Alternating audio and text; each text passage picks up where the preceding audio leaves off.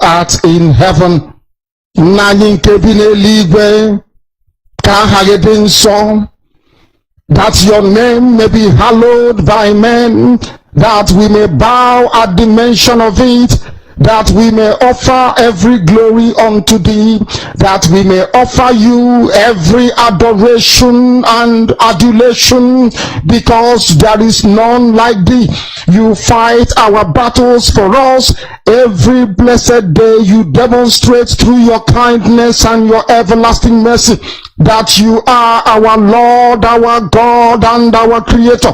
This evening we offer these your children unto thee all over this very planet that you created. They are listening across the entire 24 time zones on this very planet where they inhabit. They are listening to your gospel this very evening, this gospel of redemption, a gospel of hope, a gospel of restoration, a gospel of renewal, this very gospel of freedom, this very gospel of emancipation as only you ordained. That this very gospel must be preached, that mankind may be set free from the eternal damnation of the creation of the British.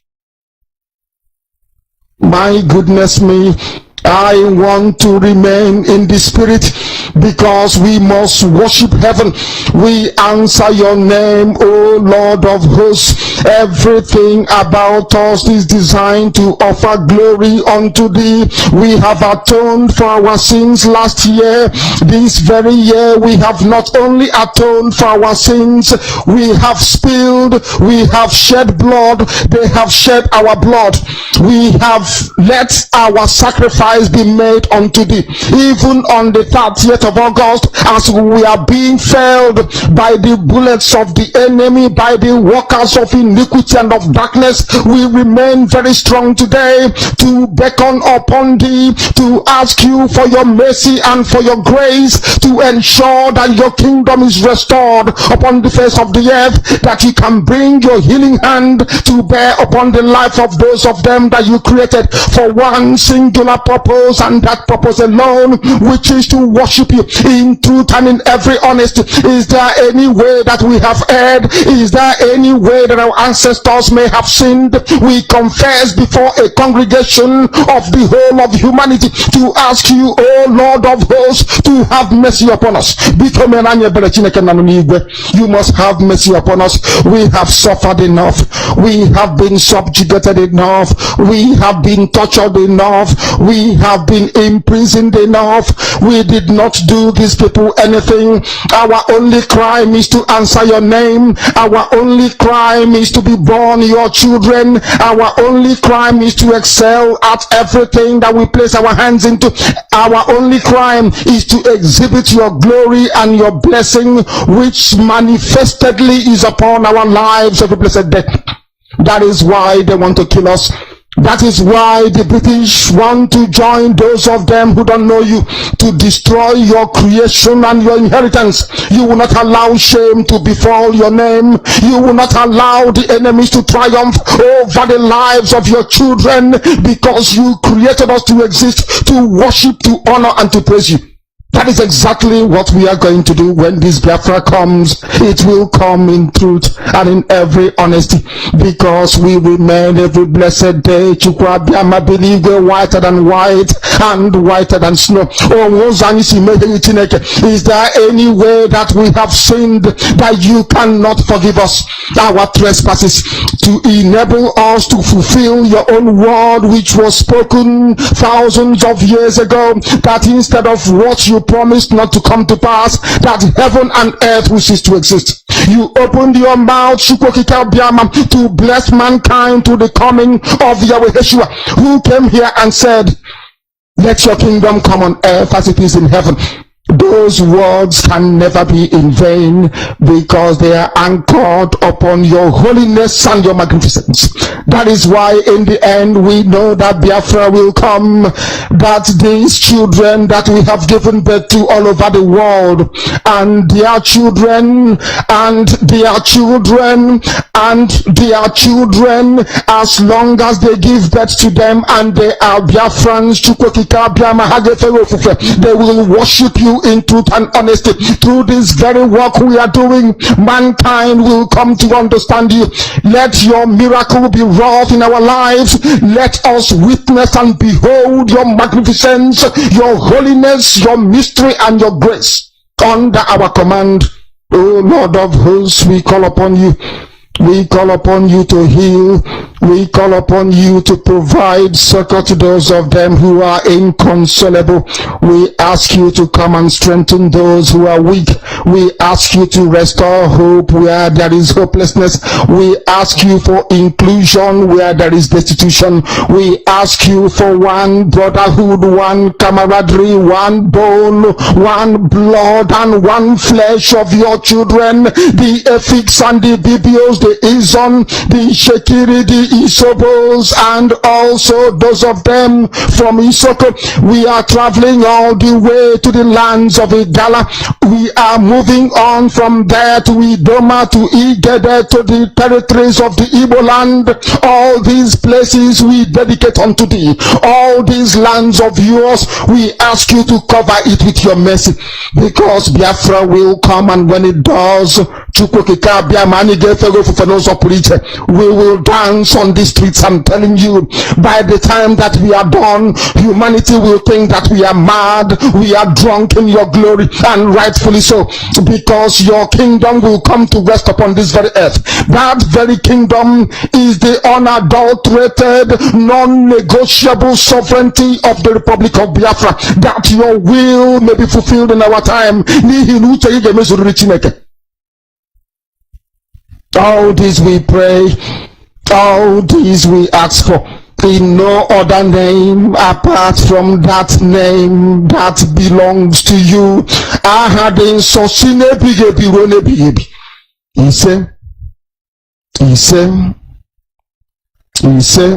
God is listening. When I tell you that Nigerians are insincere people, you must believe me.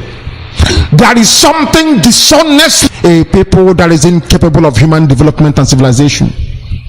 Once you are a zoo, monkey, or baboon, you must live your life in infamy, because you are a Nigerian. Yoruba man has spoken. Nigerians are not sincere, as I didn't tell you before. He's a Nigerian, no?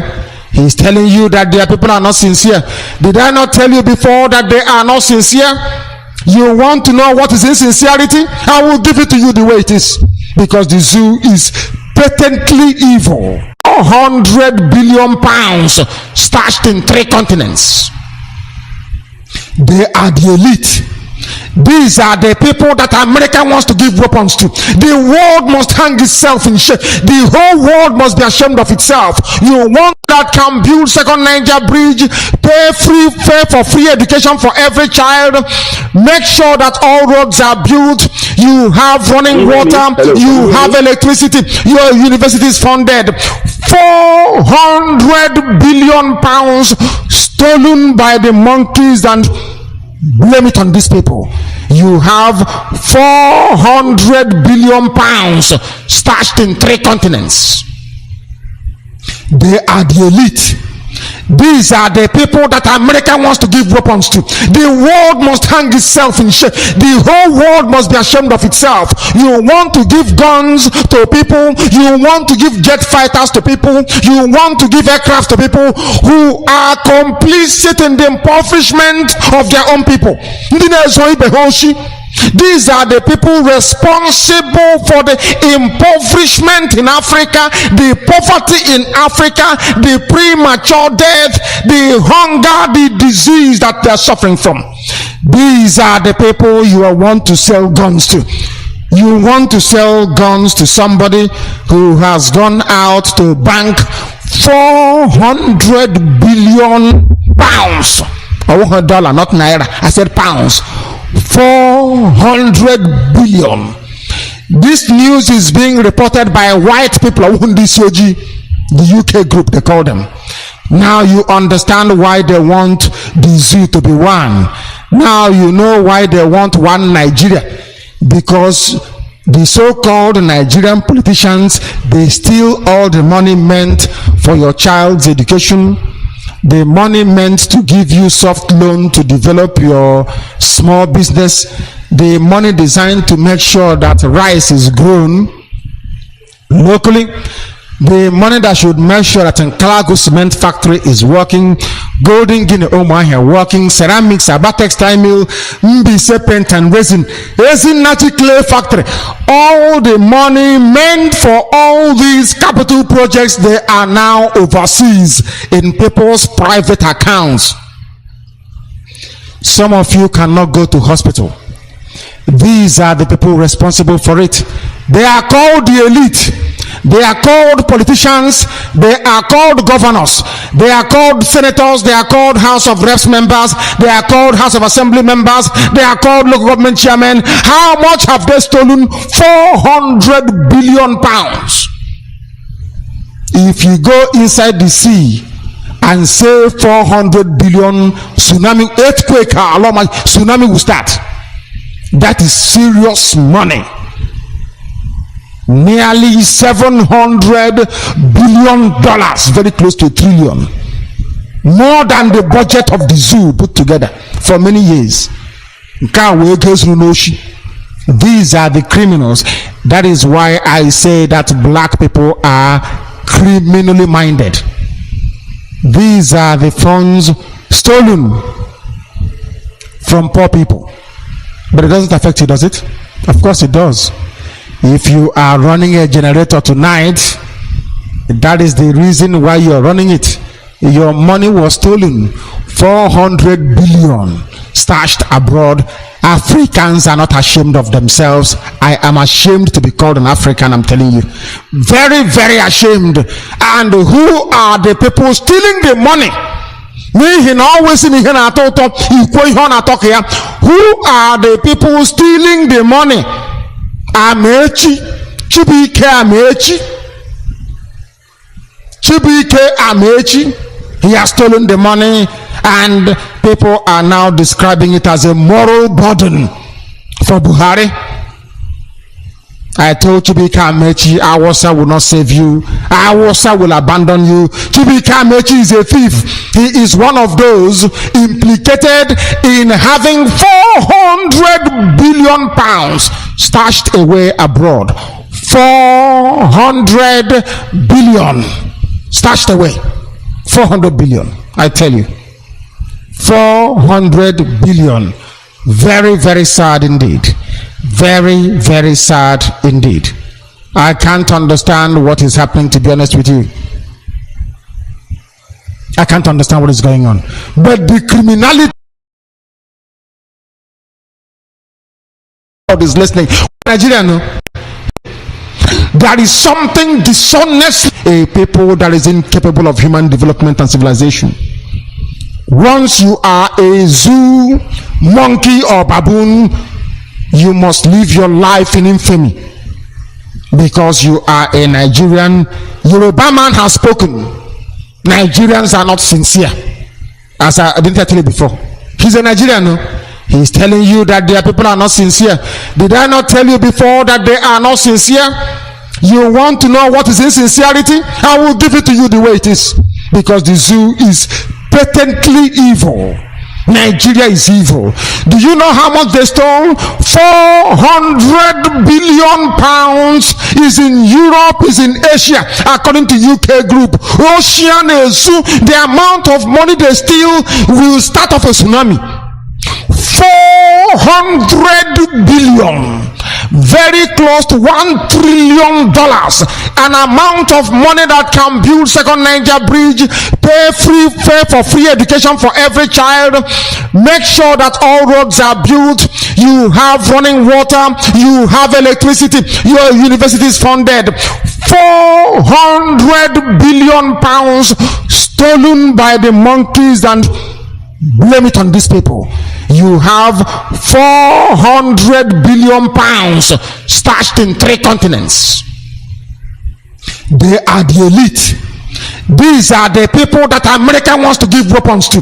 The world must hang itself in shame. The whole world must be ashamed of itself. You want to give guns to people. You want to give jet fighters to people. You want to give aircraft to people who are complicit in the impoverishment of their own people. These are the people responsible for the impoverishment in Africa, the poverty in Africa, the premature death, the hunger, the disease that they are suffering from. These are the people you want to sell guns to. You want to sell guns to somebody who has gone out to bank 400 billion pounds. $1, not naira. I said pounds. 400 billion. This news is being reported by white people, the UK group they call them. Now you understand why they want the zoo to be one. Now you know why they want one Nigeria. Because the so-called Nigerian politicians, they steal all the money meant for your child's education, the money meant to give you soft loan to develop your small business, the money designed to make sure that rice is grown locally, the money that should make sure that Nkalago cement factory is working, Golden Guinea Omaha working, ceramics, Aba textile mill, Mbise paint and resin natural clay factory. All the money meant for all these capital projects, they are now overseas in people's private accounts. Some of you cannot go to hospital. These are the people responsible for it. They are called the elite. They are called politicians. They are called governors. They are called senators. They are called House of Reps members. They are called House of Assembly members. They are called local government chairmen. How much have they stolen? 400 billion pounds. If you go inside the sea and say 400 billion, tsunami, earthquake, tsunami will start. That is serious money. Nearly $700 billion, very close to $1 trillion, more than the budget of the zoo put together for many years. These are the criminals. That is why I say that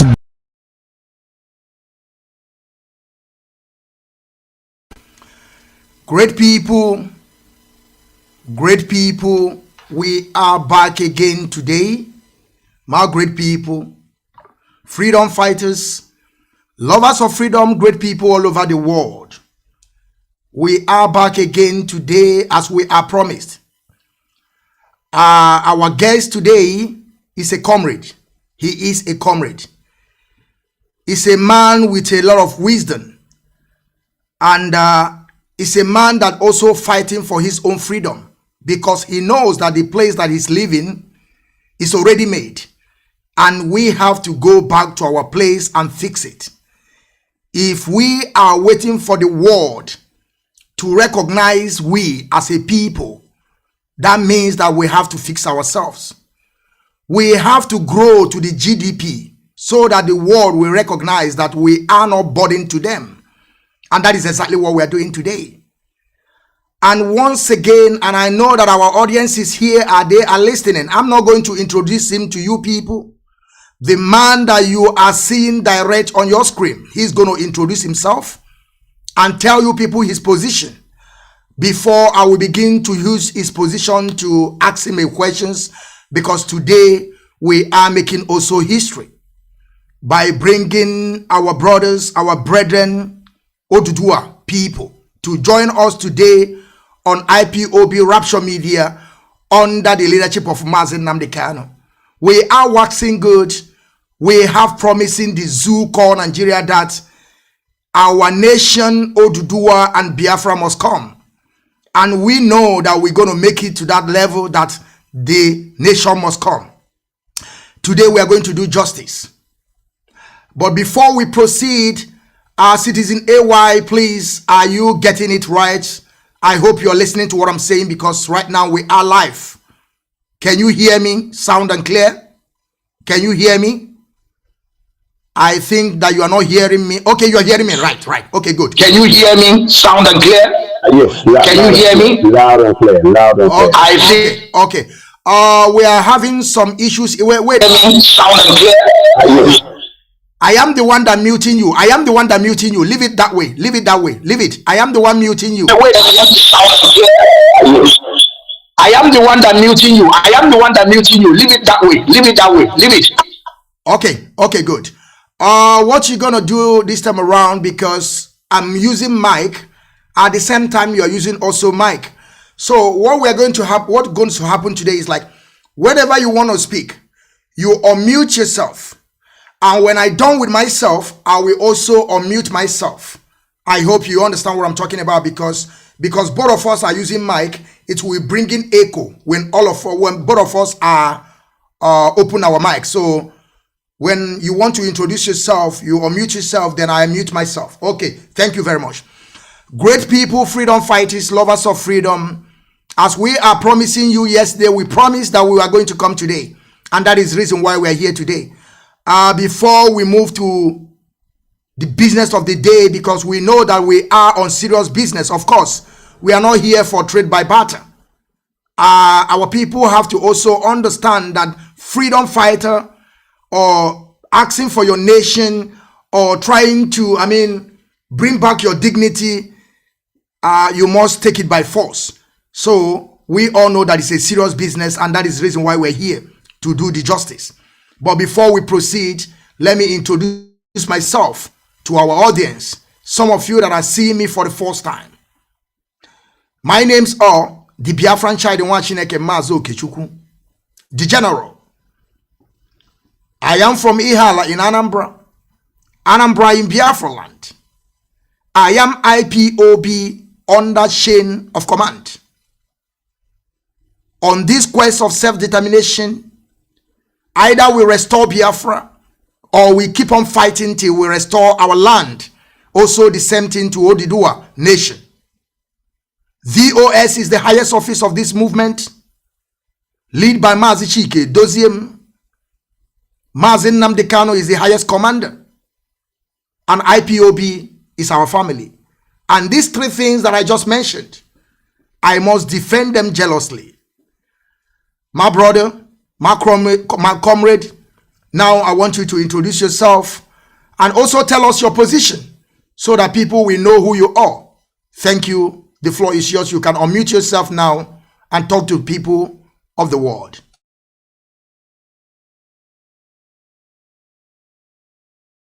Now and talk to people of the world. Thank you very much, Mazi. Biafran child. Okay, Chuku. Now and talk to people of the world. Thank you very much, Mazi. This is Biafran child. And I am part of the struggle. I am discussing. We've been discussing this with people for a long time. We've been on this struggle for quite a few years. I'm sorry, is echoing? Yeah, there's a bit of echo. I think you are using your phone, right? You're using your phone. Yeah. Take the mic away, take your earphone away, and disconnect it. I want you to disconnect it and use the mic from the phone direct. Use the phone. Or are you listening to other gadget? Are you listening to other gadget there? I'm trying to listen to other gadget, but can you hear me? Yeah, now it's sound. Now it's okay. Now it's okay. Okay. Now it's okay. Okay. Yeah, right. I can hear you. Straightforward to me. Yes, better. Good. Now. Okay. Welcome. Good afternoon to you all. I greet my Biafran brothers. I greet my Ambazonian brothers. I greet my Oduduwa brothers. And I want to say thank you very much. First of all, Mazi Okechukwu, I'd like to thank you for having me on the show and for the opportunity to be able to speak to our people, because we are in this struggle together. One of the first things that we need to do is to be very, very conscious of what is at hand. Our unity is sacrosanct. Our unity is sacrosanct. Our unity is what? Sacrosanct. We need to make sure we are working together. I have been on this struggle for a good few years. One of the things that led me to this struggle briefly, initially I believed in contract for Nigeria. Even as late as 2018, I was still proponent for Nigeria, and I was busy telling you about. I started talking about the constitution, and I started sort of saying, okay, look, the constitution, you have the rights and everything else, and I started doing a program about the constitution. Many of you will know the Citizen-wide Constitutional Awareness Action Group that I created as on Facebook, and also via my Citizen-wide. And on there, we will talk about the Constitution and read that on a regular basis. So I was reading the Constitution section by section, line by line, explaining it. But then when we got to section 10, the section 10 where it talks about the constitution shall not, no religion shall be made the state religion. Then they started asking questions, and this is a bit, and then you then look at the reality. Then they start talking about the issue of section 24 or something there about whereby a girl married to a man, a girl, underage girl, even as young as 4 or 5 year old, will be deemed to be a full age, a 16-year-old once married to once they're married off. These are the kind of things that started asking questions. Then we realized that the constitution that was written was fraudulent. So from then on, we started talking about, look, we need to go for Yoruba Nation. We must go for Yoruba Nation. No ifs, no buts, no excuses on that. So that was what drove us to go forward and really say, right, enough is enough. What we are asking for is self-determination. So we've been going on this struggle, having a lot of discussions with various people. From Biafrans, we've done protests across in Trafalgar Square in UK. We've gone to various, countless protests outside the Nigerian embassy, and I've been doing live broadcasts about the need for us to go for self-determination. And there we started meeting many Ipob people. We've developed a friendship. The friendship is for life because we're in this struggle for life. We need to be very, very clear about this. My brother Mazi Okechukwu here is my brother for life. And that is how we need to see ourselves. Because this struggle, we have been blinded by those who enslaved us. Yes, I am saying the exact words. ENSLAVE. We have been enslaved. ESNLAVED. We've been enslaved by the contraption, the Fulani contraption. And the only way we can free ourselves is not to ask for anybody to free us. We must free ourselves. One of the things we need to understand that we are indigenous people with the right to the land beneath our feet. And only us can free us. Emancipate yourself from mental slavery. None but ourselves can free our minds. Have no fear for atomic energy, cause none of it can stop all the time. How long must they kill our prophets? I want to stand aside and look away. Some say it's just a part of it. We've got to fulfill the book. I want you help to sing. This song of freedom is all I ever had. Oh yeah, redemption song. Yes. Redemption song. Only us can free us. Do not look to the Fulanis to free you. Do not look to even the Efulefus or the Ojelus around among us to free us. It is us the people. When we stand together, no force on this planet can stop us from going for our self-determination. It is our right, and we are exercising that right. I want to put one thing into your mind to make sure you have one thing in your mind. Very, very clear. This referendum that we're doing, we're not waiting for the government of Nigeria to grant us that right. We are taking it. And how we take it is to raise the awareness in our communities. Every single community, they must hear this message. You must get this message to every single community. Tell them that this is their right. You see, the power, one thing you need to be very, very aware of is that that constitution is a fraud. There is no referendum backing that constitution. This was an imposition. 40 men in a room, they wrote a constitution without asking the people via referendum if they accepted the referendum. There is no seal of approval from the people on that referendum. It is a fraud. And this is what we need to tell our people. We need to wake up. wake up and make sure we speak truth to power. Encourage our people to stand up for their rights. We have the right to self-determination, and we will exercise that by setting up a referendum in each of the regions, in the Middle Belt, in Southwest, in Southeast. We go forward. Biafra land, Yoruba land, Oduduwa land, Middle Belt. We need to speak to our people. We cannot relent. This is going to be a long struggle, but if we move together, it may be shorter than we think. But it depends on our commitment. We have to be committed to this thing. We have to let our whole body, our mind, and everything be as one. And we need to make sure that our people continue in this, because we are on the right side of the of this course. We are on the side. This history is on our side. When we speak truth to power, no matter how long the lie runs ahead in million miles, we catch it in one day.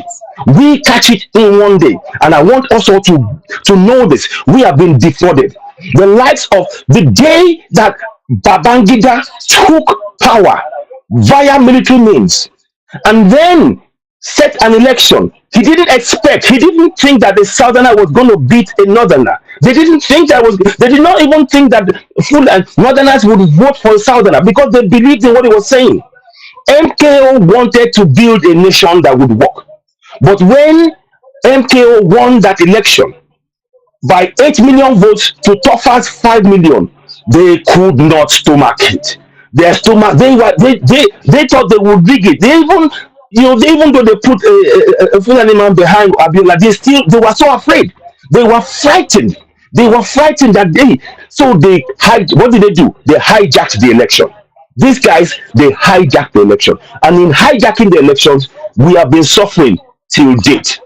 From June 24th, 1993 to date, we have never been a democracy. We have been enslaved in our land. They've imposed the constitution without our say so. They have oppressed us in our land. They are taking our resources. They are killing us in every part. All of the government positions, they own it. They run it.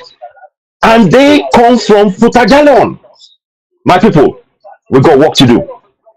I want to ask everybody who's watching me now, if you are in any squabble with your brother, an Igbo brother or a Yoruba brother or a Middle, you are wasting your time. You are giving these guys room to divide us. I want to speak particularly to those who are going for this aspirants. This presidential, it's a lie. It's a bloody lie. I'm sorry for using the strong words. Those of you who are going for presidential aspirants, and if you are Igbo and you are Yoruba or you are Middle Belt, you are allowing your people to be divided. The Fulanis will come with just one person, and that is the person that will be the presidential candidate in both parties. That is why we're telling you, our people, forget elections. The constitution is a fraud. We are going for Biafra nation, we are going for Oduduwa nation, and we are going for Middle Belt nation, and Ambazonia as well are going to stand. They need to stand. It is time we stand on our own. So let me stop there for now. I just want to, so that's me in a synopsis. I'll stop there, my brother. Let me mute the mic here. Thank you very much, my brother. It seems that we have the same. Today is something that is very, very special for having you today. And most of the questions that I want to ask you is something that you have already enlightened to people. I'm waiting also to ask you about the Constitution. I'm also going to ask you about the existence of Nigeria. How do we come together at the first place? Because that is something that we are going to always talk about. And we are also I'm going to also ask you about this 99 Constitution. Why Fulani always say that they have the upper hand, they have the majority, they are born to rule. All these things. I know. I was so surprised when you are mentioning all these things, and this is what I have in my mind to ask you. And now you have given us the lighting, but I will go more deeper on those things that you just said. There is something I want to tell the great people, also my great people of Biafra freedom fighters, the lovers of freedom, also the haters of our freedom. Same thing that I'm saying to Yoruba Oduduwa people, that they should move forward, they should continue, they shouldn't stop. But we always have to tell the people that IPOB have no faction. We don't have any faction of IPOB. We don't. All what we have is one structure, one command and control, one leadership, and one leader. We don't have double. That is why we keep on telling people, whenever some people that are coming to you to ask you some certain things, ask them where are they from.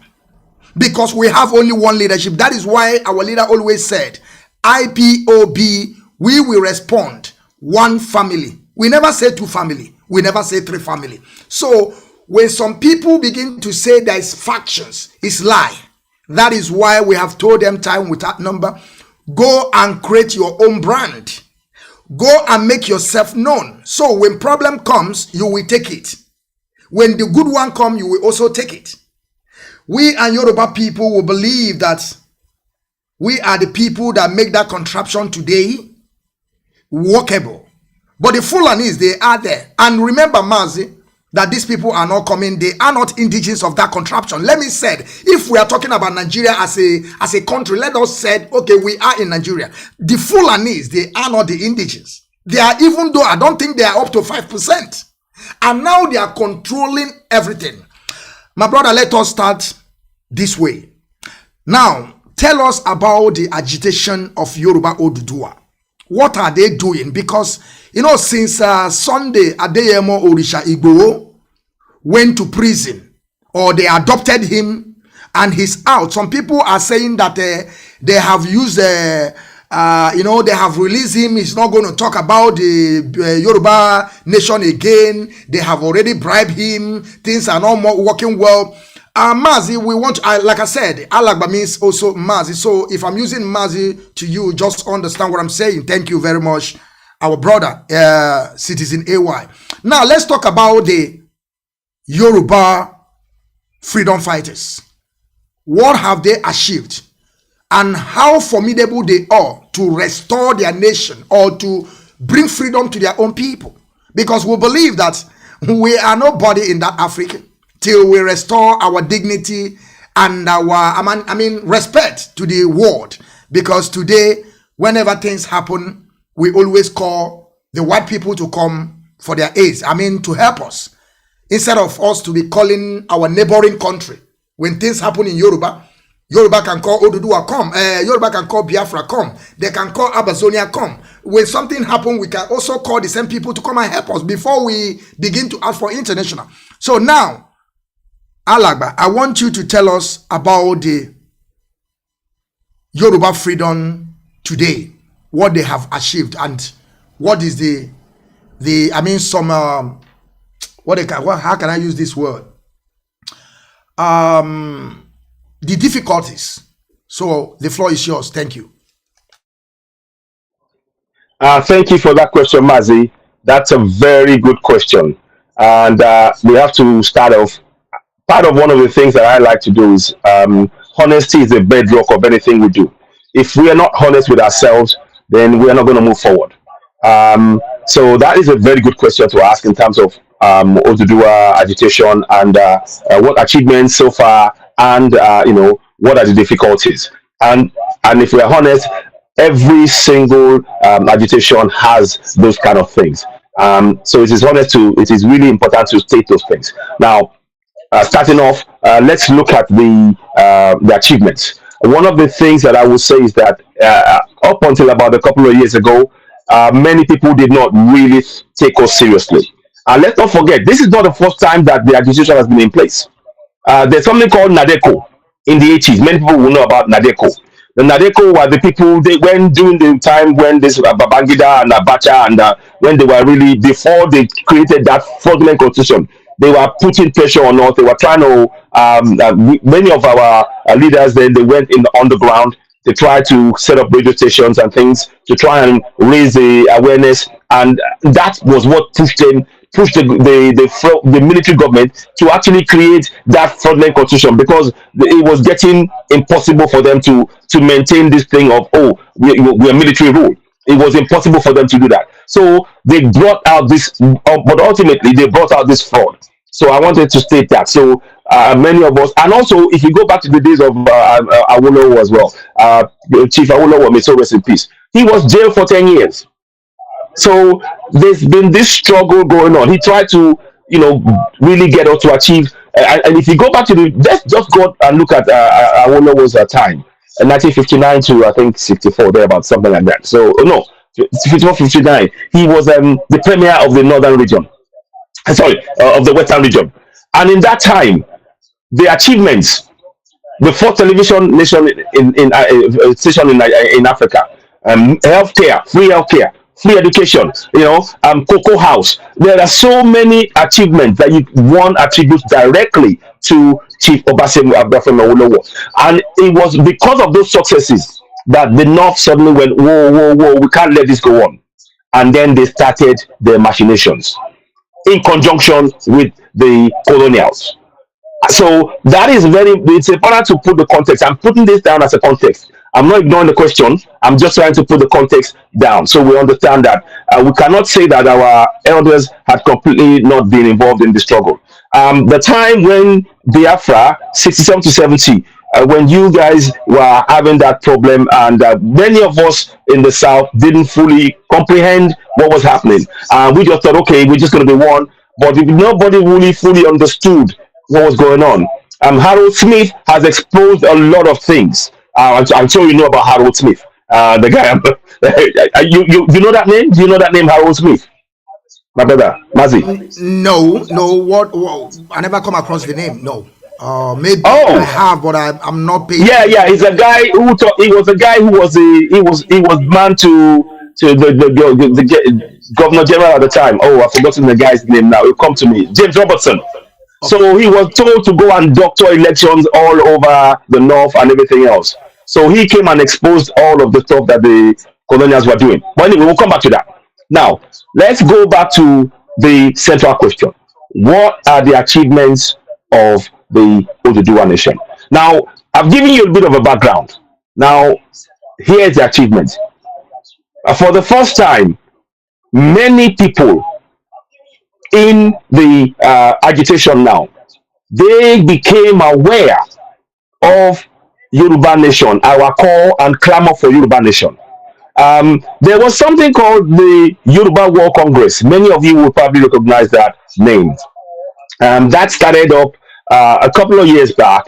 But again, that was another name that was already been, in existence for some time. But although we didn't know it, so there's been some things going on in the background. But anyway, let's just say a couple of years back now, with all of the agitation, many of us started meeting up. We started there was a mass explosion of many media people and journalists who are abroad. We started talking about, oh, this is not right. It is time for us to now raise our voices. We need to go for Yoruba nation. And we started the clamor. So we were doing a lot of, you would see myself, Alagbade Thomas, Erelu Abikade, David Hamilton. Many of us started coming on air and saying we have to go for Yoruba nation, because at that point, about 2 years ago, we realized that contract on Nigeria was designed to enslave us. That the only option left to us was to go full steam ahead for Oduduwa nation. And what was interesting is, along that time, up until that point, many of us had been listening to Biafra, but they're just noisemakers. Oh, they just, myself, I was saying that. So I'd known about, I've heard about Mazi Nnamdi Kanu. But I was like, I wasn't really. But when we understood, there were a lot of things that Nnamdi Kanu mentioned, and it started coming to pass. Then we was like, whoa, there's something that this guy is, this is right. And we realized that we were in the same situation. So we needed to kickstart our own movement in the Oduduwa nation. We needed to kickstart our movement and get it off ground and really push for it. So what happened was, we started this mass, people from all over US, UK, all over Europe. We were having meetings and discussions. and we would go into so many Zoom meetings. There was a mass explosion of it. And this culminated in an event called the Yoruba War Congress, I think in 2018. Is it no 2019?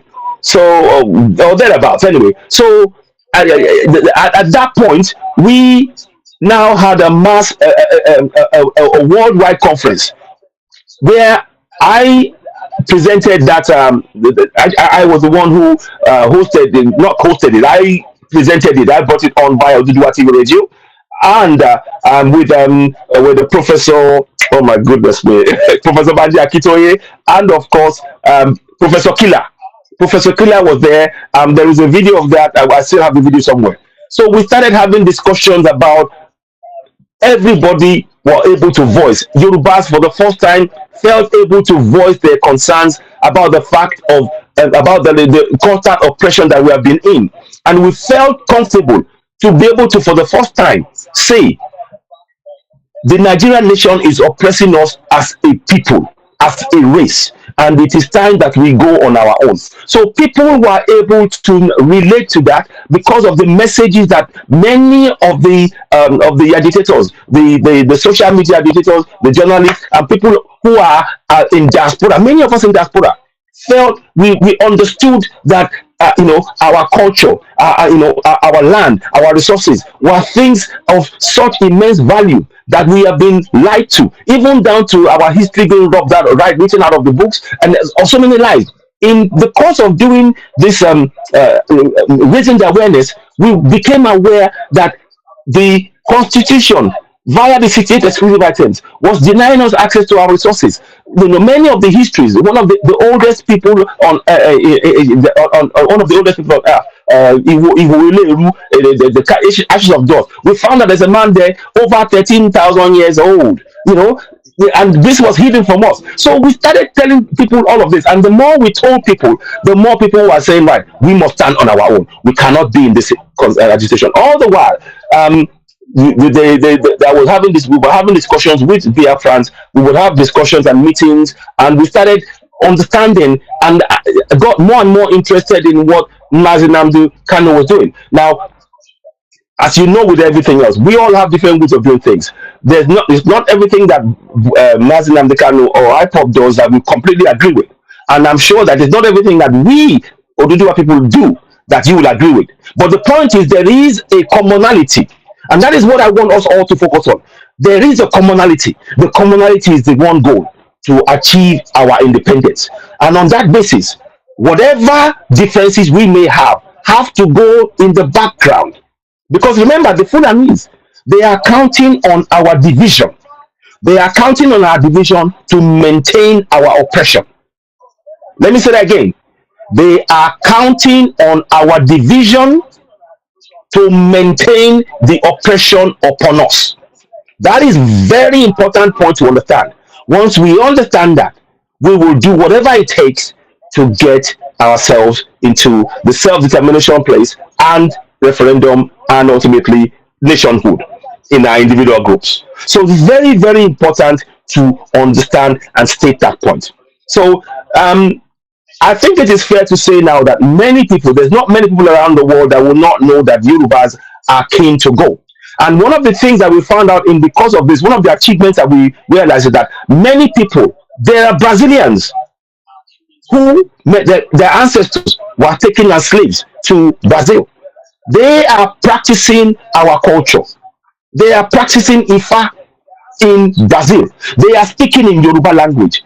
In fact, some of the things, our proper culture that we lost at home, they have it over there. So they are a link to our past, and that was a revelation. Professor Badiakite mentioned this, and he's made. There are people. I think people like that. We got Yorubas in Cuba. We got Yorubas in a lot of places that you would not even think that there are Yoruba people. So they want to come home. They want to come to their homeland. So that gave us a new spur of going forward and saying, this is what when you put all these people together, there are over 300 million.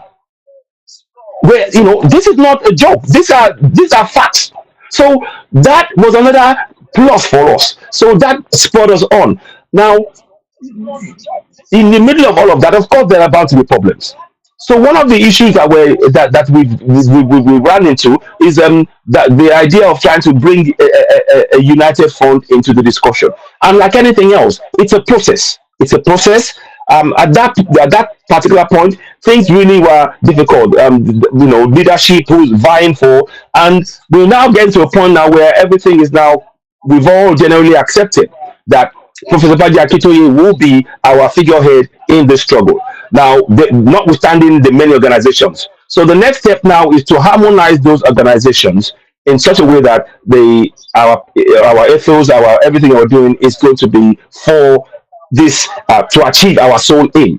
So, like anything else, I'm sure IPOB, you recognize many of the trials and tribulations that we're going through now, because you are slightly ahead of us in that. Because of the 1967-70 war, you have got that experience of knowing the attack from the government and having to tell your story. Because I remember somebody saying when the 70 war happened, the grandma sat her down, told her story. So, and she tells her children every generation from then onwards about what happened. So and that was where the commit that is how people are able to be committed to IPOP.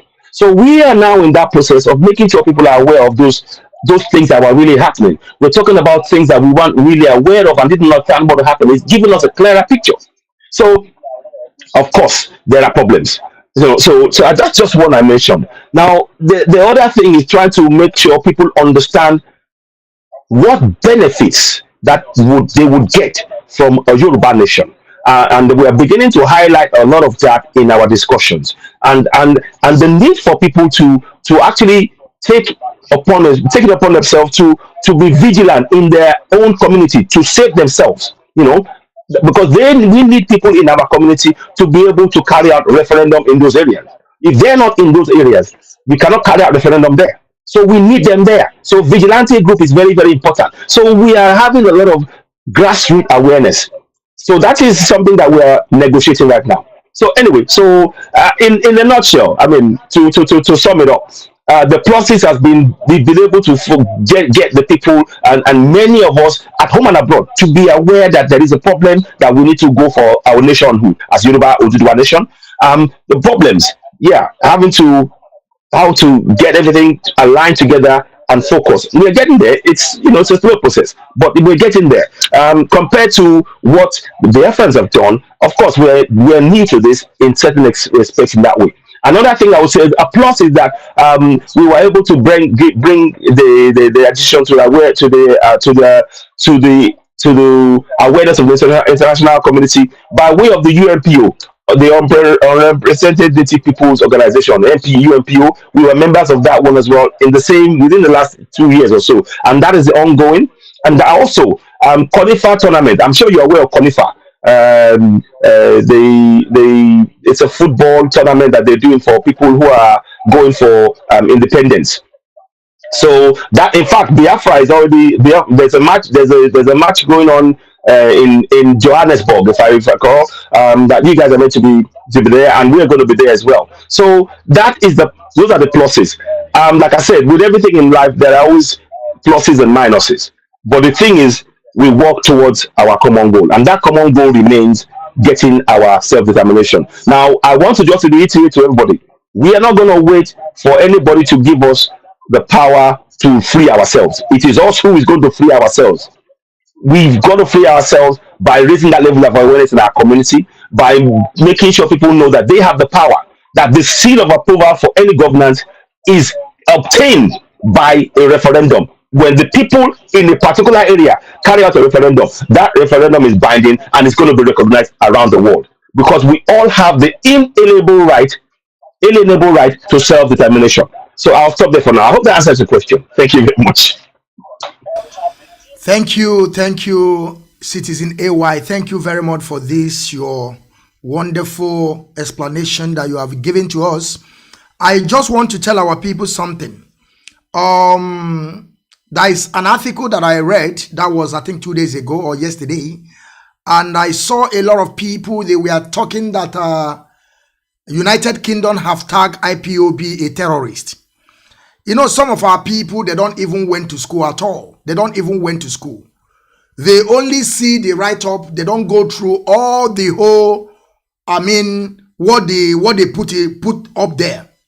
But now I want to read what our lawyer wrote on his Twitter handle, Aloy Ejimako, at Aloy Ejimako. He wrote, British people did not declare #IPOB a terrorist group. Sorry to disappoint those that have concluded otherwise. Read that report again and be guided. You know, some of our people, you want to say, okay, some of our people, when they will just see a write-up, when you go through that thing that British people, of course, they hate Biafran people to come. They are doing all their best to make sure that Biafra will never come. Today, we know what is happening in Russia and Ukraine. Today, they are, now Putin is stopping their oil. They are moving to Africa to begin to enslave us and begin to pack all our mineral resources. That is why they will never allow Biafra to come. You see how they play their game. Now they are talking all sort of nonsense. And I saw a lot of people, they are coming online saying that they have tagged you people. Who they tag? We are here in Europe. Let them come and carry us. We are not going anywhere. Let them leave our land alone so that we go back to our place. They will come to our land and destroy it. When you are coming to their land to take asylum, they will be telling you, these people have to be in this place. These people have... Why are they coming there to destroy it at the first place? Why are they coming there?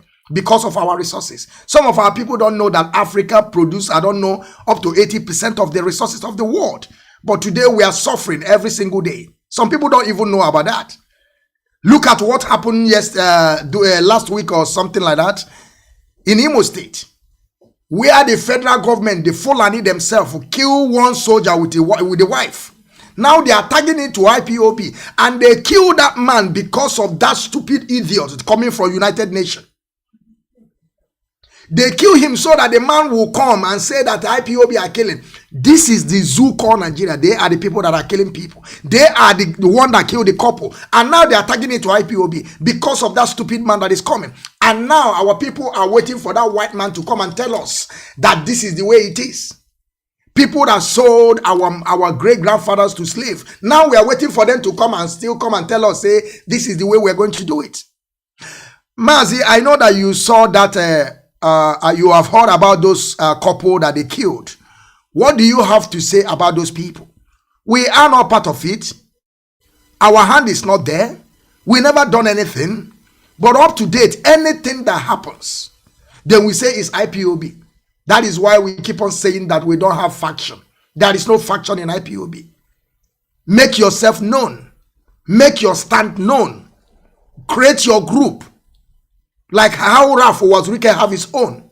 But today Raf Wazwike have turned to, because Raf Wazwike have saw what the British people wrote, he quickly runs straight to go and support Yaya Bello, so that his name will be out from what British people have wrote down. But some people did not read the article. They thought that they have already said that we are terrorists, but we are here. Raf Wazwike left what he's doing.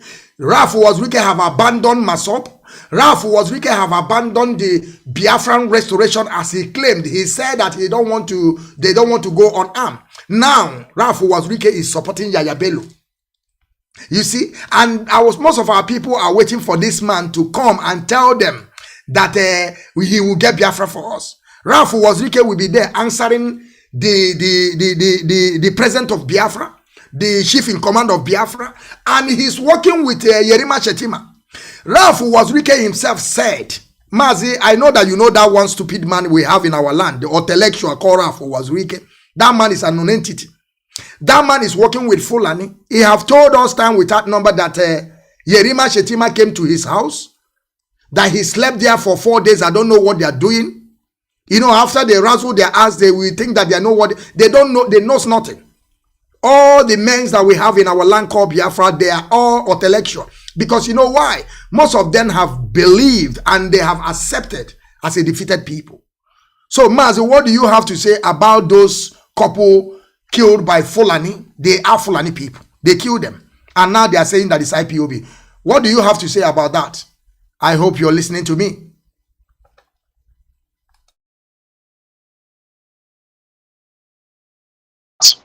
I hope you're listening to me. I am listening. I'm listening.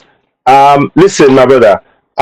Look, we all know that the government of the day are about framing people. The Fulanese, that's all. That's their storybook. That's their copybook. They will frame this one. They will frame that one for the things that they're doing. What is important is those of us who are going for the struggle, we need to focus on where we are going. These are distractions. That's what I mean by they are allowing. If we allow them if we allow them to distract us or to cause division among us, it means that we are going to take a longer time to achieve our goal of self-determination by way of independence. So it is important that we continue to speak our own truth to power. I am so glad that you made it clear that IPOP had nothing to do with those killings. That is clearly a determination. You see, if you notice, I believe that there are the people who are in those pictures, they are Igbos as well. So that tells you something. They are using. There is a saying that I want you to think of that Ahmadu said. Ahmadu said, you know, the new nation called Nigeria, you know, it should be our grandfather's estate. We will use the north as willing tools and the south as conquered territory. Never allow them to have control over us, and never allow them to have control over their own destiny. Those, I'm paraphrasing. What I am saying to you is this: they are going to use some people among us, the Efulefus, the Ojelus. They will use them to create division, to make us say, look, and it is psychological. We want to understand that this is a psychological move. Once you understand the psychology of these people, you've got the game. That is what is a very important thing for us to understand. So everything that you're seeing that's being done now to try and paint IPOB in a very negative way. Are you there, my brother? Can you see me? Okay, I'll carry on. I presume that the screen just went blank for a second. So yeah, I can hear you. Continue. Okay. Okay, good. You're back. So now, see what they did with that thing. They've done that the first time, several times. They've gone. The government will go and do killings in the southeast and blame it on IPOB, and that is to make sure it's psychologically to make people afraid of IPOB. But who's doing the real killing? How come that Fulani terrorists, Boko Harams, are killing everybody in every part of that nation, but they are not in jail? How come? How come? So you see, and they keep telling you that IPOB is bad, but Fulani terrorists are going to forest.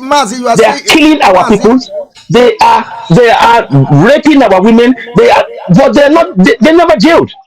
Tell me, show me. Okay, let me mute it. Yeah, at the same time, you are saying that they never jailed them, but you have forgotten that these people, the Boko Harams, can you listen to me, Mazi?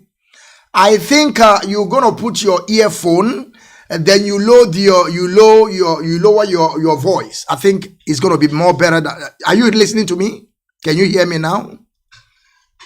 You put your mic, you put your earphone, you put it well so you can hear. Yeah, okay. Yeah, you have forgotten that you are saying that they never jail these people. We are not talking about jail. These people are the people that they have already committed crime, heinous crime, kill, maim, destroy. They are coming from Senegambia. You are talking about jail. Why these people, they are putting them in a rehabilitation camp. After 6 months, they will so called give them, pay them money. Some of them will go back to their duty by killing and maiming and destroying and kidnapping. So what are you saying? We are not talking about jail. They are recruiting them every day, putting them into the system of army, destroying our properties, kidnapping our young girls, coming to our forest and occupying it. And they say we will allow them in our forest. Go to our forest today. They are getting it right.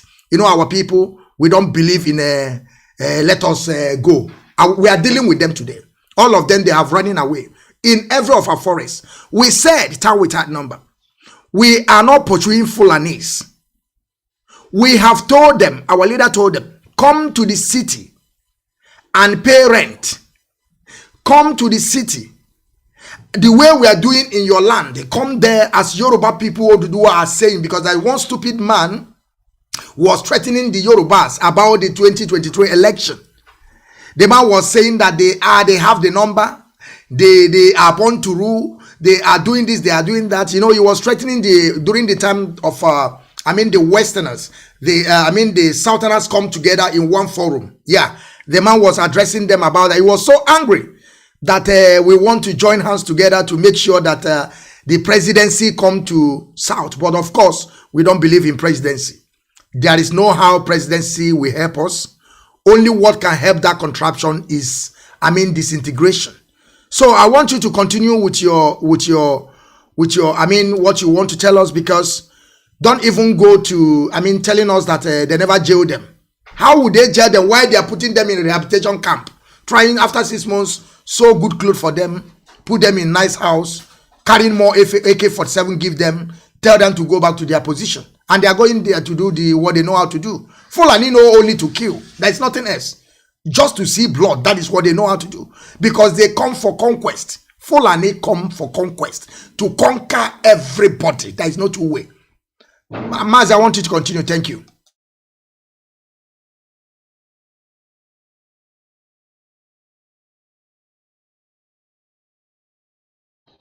Yeah, thank you. Thank you very much for that. Now, please don't misunderstand me. What I'm saying is this. I am saying what is actually happening. That they thank you. Thank you very much for that. They are allowing they are letting the Fulanis carry on with the killings uninterrupted. And that is the sheer injustice. By rights, they should be facing death penalty. But we know that is not going to happen. But I'm saying that is the very thing that our people have to be aware of. That all of this game is to, while they are blaming us and they're saying, they talk about two people now and they say Ipob. How many people, and Ipob has nothing to do with it. You've disclaimed that, you've exposed that fraud, that lie, and rightly so. And we need to call it out every time we see it. Continue to do so. Continue to reject their lies. But what I'm saying is that in the face of that, they are allowing, at the last count, they had rehabilitated, so-called, quote-unquote, rehabilitated 35,000 Boko Haram. They have rehabilitated 35,000. Now, how do you rehabilitate people who are killing on a daily basis? And they are going straight into our army. And like you said now, some of them, General Abu, or whatever I call him, he said he can see a day when a Boko Haram can be a president of that contraption. We don't want any part of that. Now, to not detract from the main central question again, the central question you asked was about how to define the killings of those the army couples. You can see that they are not they're not houses. They were used as a way. So they're killing our own and blaming on for us for it, and using that to try and show a seed of disunity. Go and one of the things that we need to really look at as Igbos, as Middle Beltans, as Yorubas, Oduduwa people, the Fulanis, they can disagree all they want, but you will never see it. You will never see it. In the background, they can even kill themselves. Somebody told me a story that in their family, in one of the family did something wrong, and they killed the husband just because somebody did. I'm not quite sure exactly what, but they literally killed, even though they were same. So these guys, their unity is absolute. It's not debatable. So I'm not saying that's what we need to do. Please don't misunderstand me. But I'm just showing us that our unity is what they are forever trying to break up. So everything they're doing now is to create smoke screen, to create distrust, to make us feel, this one. We need to pull ourselves closer because they are trying to keep us apart. Look, let me just put it this way. If Middle Belt stands together with Southwest and Southeast, the game is up. The game is up. And the Baba Ahmed that was talking about that they have the population, it's a lie. Bala Mohammed as of 2018, was asking for Fulani terrorists, Fulani to come from all over Africa, from Guinea, from Mali, from Mauritania, from Senegal, from so, and they are using what is sickening and why we cannot take this anymore now. If they are using, he said himself that government was providing 80% of the funds that they're using to house these people, and we are talking about one Nigeria. How? How? Please tell me how. Those Efulefus, those Ojelus, come and explain to us how a man that is not from our own place is given 80% of the money that we need to build roads, water, light, schools, bridges, hospital, providing safety and security. And you tell us we are one Nigeria. How? How? So I am asking, I'm making us to think about this. So our unity is the central key thing. Once we establish that, once we get that, and we don't have to talk about certain things. Another thing, we cannot, like yourself, there's certain things you not say we're not going to talk about, but you know where I'm going. There are certain things that need to be happening, off air, and that's what I'm saying. But we need to be making sure that the optics is showing our unity 1,000%. So I'm going to stop there for now. So I hope that answers your question. Thank you. Thank you very much, Citizen AY. A Yoruba Oduduwa man, the agitator himself. You have to agitate for the freedom of Oduduwa for sure. We are here to set the record straight. Like I said, our hand is not in those people that they killed those couple. IPOB lead by Mazi Nnamdi Kanu. DOS lead by Mazi Chike Doziem. We don't know anything. Fulani kill. Remember that Fulani said that they will never see the land of Biafra being quiet. I mean, when this one happened, if people, there is something that we have as African people. When something happened just a week, it's already been forgotten. It's just a routine. But when you come in Western world, that is why they keep on celebrating World War II. They keep on telling Putin, please, don't make this thing become World War III. This is what they are trying to. But in our place, they don't even remember what happened yesterday. Now, Fulani said, whenever they see that the land of Biafra is coming as peace, they will bring another problem so that it will be boiling. Because they tell us that we can never have peace. Because they have told us that we can never control our destiny. And some people don't even understand what these people are doing. Then we do something at the same time. Some of our people will begin to carry the news, even though helping the Fulanis to propagate the issue that the Biafra kill people. You see, I'm saying it plain now for every one of us to understand. We don't know anything that happened. And that is why I'm telling my people the reason why they killed those couple is because of this man that is coming from UN. Because he's coming to support the zoo called Nigeria. Because now there are shortage of oil coming from Russia. They are now looking towards also Africa. They are looking for Africa to come and suck them dry. Because we Africa, we are nobody. They don't count us for something. That is something, and we thank God, Oduduwa, that, Eledumare, that we have come to Western world to understand how things run. And whenever we are telling our people all these things, they don't seem to understand. These people are coming to suck us because they know that the Fulanis, they cannot do without them. Because it's like the same thing, they come from the same angle. British people are coming to take over the zoo. Fulani are coming for conquest. So they have the same, agenda. So that is why people can see that Fulanis and the British people, they are working together. When you go to that zoo called Nigeria today, all the upper rankers occupied by Fulani people.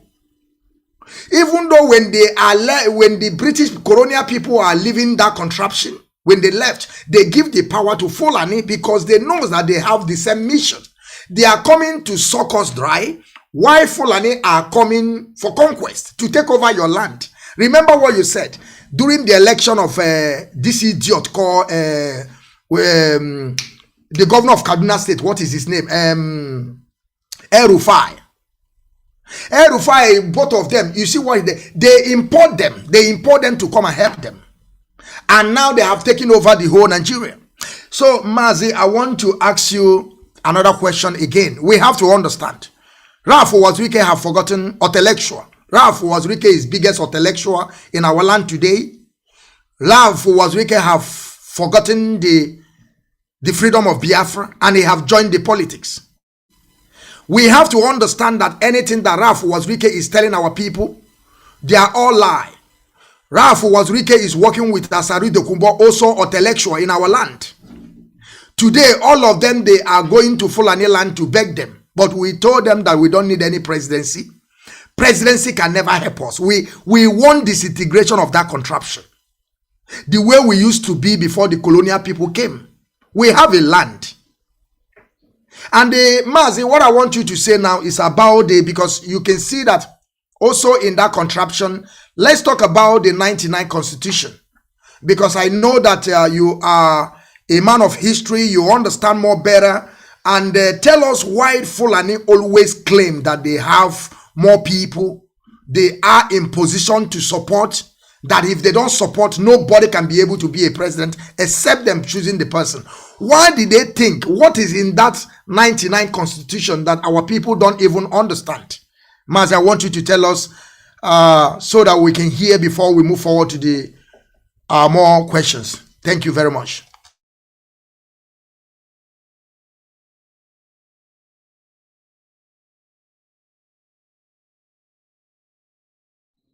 Thank you, my brother. That's another great question. You see, the 1999 Constitution is a pack of lies.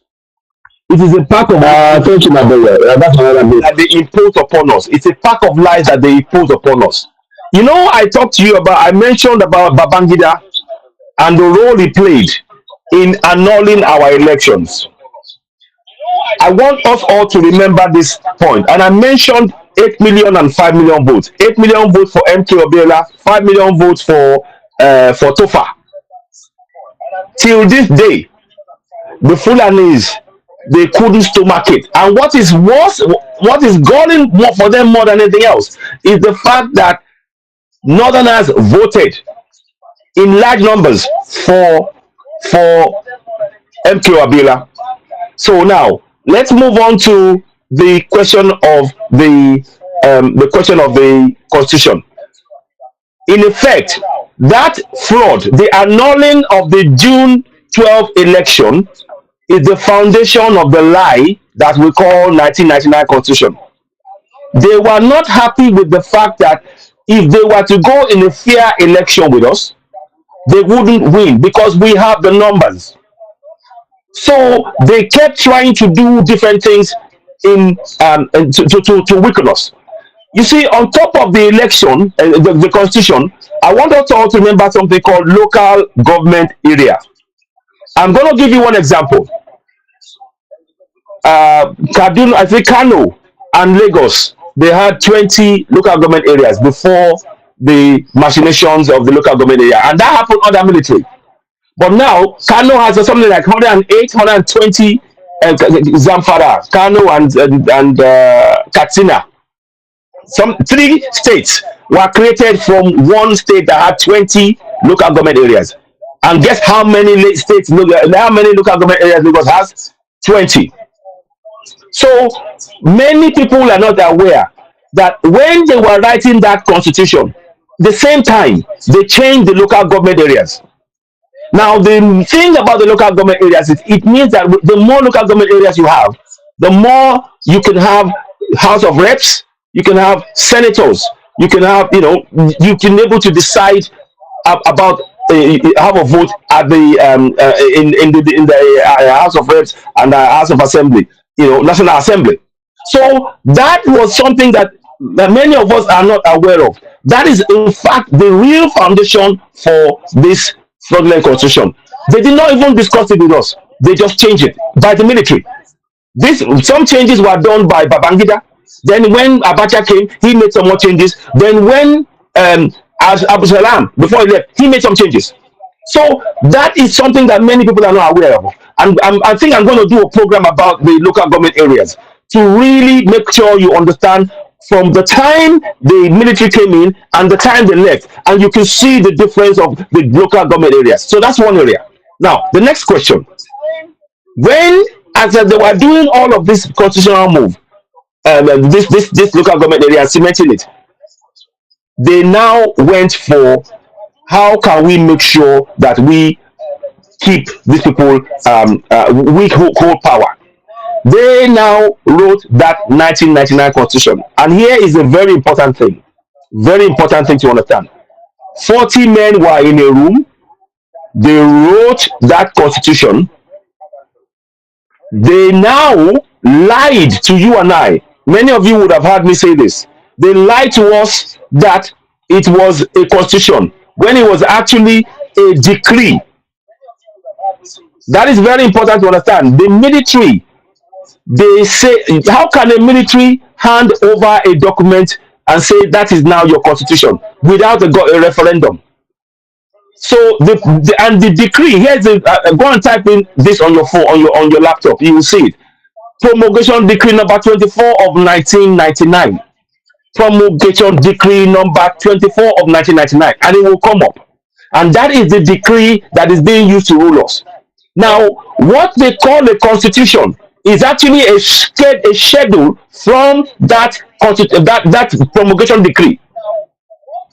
So these are things that have been hidden from you and I. Again, let me say that again. When you see the words 1999 constitution, when you see those words, it is a fraud because it is a decree. It's a decree because what they did was they hid the fact that it is actually a schedule from a promulgation decree by preventing the words promulgation decree to be put on that constitution that you have in your hand. They hid it from you. So when you are holding that document and saying that's your constitution, it is a decree. It is a schedule attached to a decree. These are things that our people don't understand. Even and I'm amazed that we have lawyers, we have professional people who are discussing about the validity of a document created by military government without the referendum of the people. You see, a referendum is a seal of approval. Let me say that again. A referendum is a seal of approval. That is when the people, when the government of the day, whoever it be, military or whatever, before they make a constitution, they should put it before the people. We propose this document to you. You are the people to whom power belongs. Sovereignty, they say, belongs to the people. Well, this military government, the people that wrote that document, they took away the sovereignty from the people by imposing this constitution on you. The voice of the people is missing in that document. The voice of the people is missing in that document because they hid. When they went to print that document, they told the printer to omit the words promulgation decree number 24 of 1999. I kid you not. I wish I could show you now, but it's going to be difficult to show you. But I've showed you on Citizen AY. They hid the words. They said they gave themselves the power to omit the words promulgation decree number 24 of 1999. And then they said that even though those words are missing, it would still, that fraudulent, the schedule will have the same power as though it had the words promulgation decree number 24 of 1999 on it. So this is a fraud. This is a fraud. There is no argument about this. They cannot, they dare not. So what they are doing is the military are still in charge. Here's one more thing I want you to also bear in mind. Every single president that comes in, they have to swear on oath by that same constitution, or they will not be made president. And they cannot change it. That is, they swear on oath to be bound by that constitution. A constitution where we the people did not have a referendum to decide. And here is why I want you to really to understand something here. In the UK, I will keep saying again, in the UK, on the 23rd of June 2016, When the UK were planning to leave the EU, the government did not unilaterally decide to leave the EU on their own. They went to the people. They placed that decision before the people. On the 23rd of June 2016, 17 million people voted to leave the EU. 16 million people voted to remain. The majority won, and the government decided on the voice of the people. That is what I mean when I say the seal of approval. The seal of approval is missing on that constitution. And that is why we have every right to go for self-determination. We have every right. I want everybody to know we have every right to go full steam ahead for self-determination, because this was and it remains an imposition. It remains an imposition. So I hope that makes things clear. This constitution is not backed by the seal of approval from the people by way of a referendum. The government decided all of this, removing the power from the people. They say in the document itself, it says sovereignty belongs to the people. Well, how come you did not present the document to the people to put the seal of approval? They can't answer that. They cannot answer it. And that is a central point that we need to make our people aware of. So when people are waving, and I'm amazed that lawyers are even doing this in the UK, in that contract, I'm amazed. If you read that document and understand that this is a decree, that is not backed by the people. That is an imposition. I'm not a lawyer, but I'm reading. Look, I read this document when I understood the impact of what's being done. I'm people are, and you call yourselves sons of. What failed me? So what we are being ruled is by force. The people who are in power now are the military. Let's be very, very clear. The people who we are not a democracy. There is not one shred of evidence that we're a democracy. Not one. We are being ruled under military rule. It's a clandestine affair. They are making it look like a democracy, but it is not, because every president has to swear by that constitution, and that is why they can never change it. It will never change. At this point, I say to everybody, please excuse me, say no to 2022 elections, because it's a fraud. Never.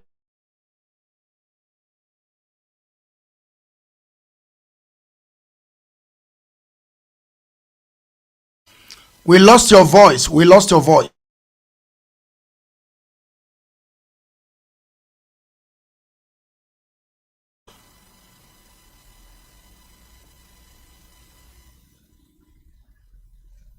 Can you hear me now? Oh, good. Okay. So a call came in. So now the constitution, I want you all to know, and I'm saying it, and look, get the best, the best of the best of the best of the best lawyer in the world. Bring them, let us debate. I'm not a lawyer, I'm not, but bring them. And when I present the evidence, let's decide who is right. Because I am telling you that decree is what is being used to oppress you. We are not a democracy. They don't want to have that open discussion because they know they will be found wanting. So I hope that answers the question in terms of the 1999 Constitution. There's a lot more I could talk about. I could go into the 68 exclusive items. Again, that is written. 68 exclusive items is within that same Constitution. All of it is designed to oppress and suppress us. It is designed to oppress and suppress us. Would you believe this? You know, in the time that when they wrote the 1999 Constitution, by 2002, 12 states in the north unilaterally went and became a Sharia law. They made themselves Sharia law without going to the Constitution. But we in the south, we dare not make anything. You cannot say anything outside of the Constitution, but they can. Is that a nation? Is that a nation? That's not a nation. So that's something I'm just putting to one side.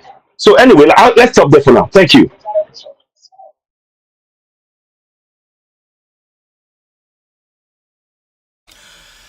Yes, thank you very much. Thank you very much, my brother. Thank you very much. And there is something else that I want to ask you. I hope you're listening. Okay, good. Now let's talk about the cutoff mark, because we know that in that contraption today, the Fulanis are ruling. They are telling us that they have all the upper hand. They have already occupied all the holes, upper position in that contraption. And now let us talk about the cutoff mark, because we know that the cutoff mark we have in Biafra land, the one we have in Yoruba Oduduwa land, the one we have in Fulani Hausa land, they are not the same. Then why is that way? Why? Upon they have the lower cutoff mark, they are the people occupying the whole position. Does it mean that these people are learned people, or what is going on? And again, at the same time, why is that the British people voted to move away from European Union, but they don't want to talk about those contraptions they put together? Why is that they don't want to talk about us? But they have already voted themselves to move away from European Union, and they are now on their own now as a British people. But now we are talking about having our own freedom. They will come to you. That is why I keep on telling my people, and I agree with you what you just said, that nobody can give us freedom. We ourselves are people that are going to give ourselves the freedom. Because these people now, they have fought for their freedom, for them to go away from European Union. They are now on their own. But now we are talking about our own. They are coming to tell you that that thing that you are looking for, it can never work. Now, Mazi, I want to ask you, does it mean that there is a God or a Ledumare somewhere that created us different and created these people different, that they must be superior over us, that we can even never have a word of our own? Because this is what I'm understanding. Look at, they have a referendum, they're free on their own. Now we're asking for our own referendum. They are telling you it's lie. One of idiot from United Nations just came to zoo call Nigeria, go to Abuja, the heart of evil, now telling them that the killing, they are this and that, IPOB is doing that. So why these people don't want us, even though the Biafrans and Oduduwa, to have their own freedom, or let us have a referendum? If they want us, now we will move and join them together to know. You remember about the Scottish people, they wanted to move away by then, they voted, and the majority said that they still want to remain. And they remain, and they are still fighting more. They have already concluded that they want to move. Now they are preparing more. But British people are telling us that we, Africa, Mazi, does it mean that we are not human? Because I don't understand. I want you to explain. Cut-off mark, and why British people don't want us to have a referendum. Why? And the floor is yours. Thank you. Cut-off mark, and why British people don't want us to have a referendum. Thank you. Brilliant questions again. Brilliant questions. Now, the cutoff mark. Look, it is very simple. The cutoff mark.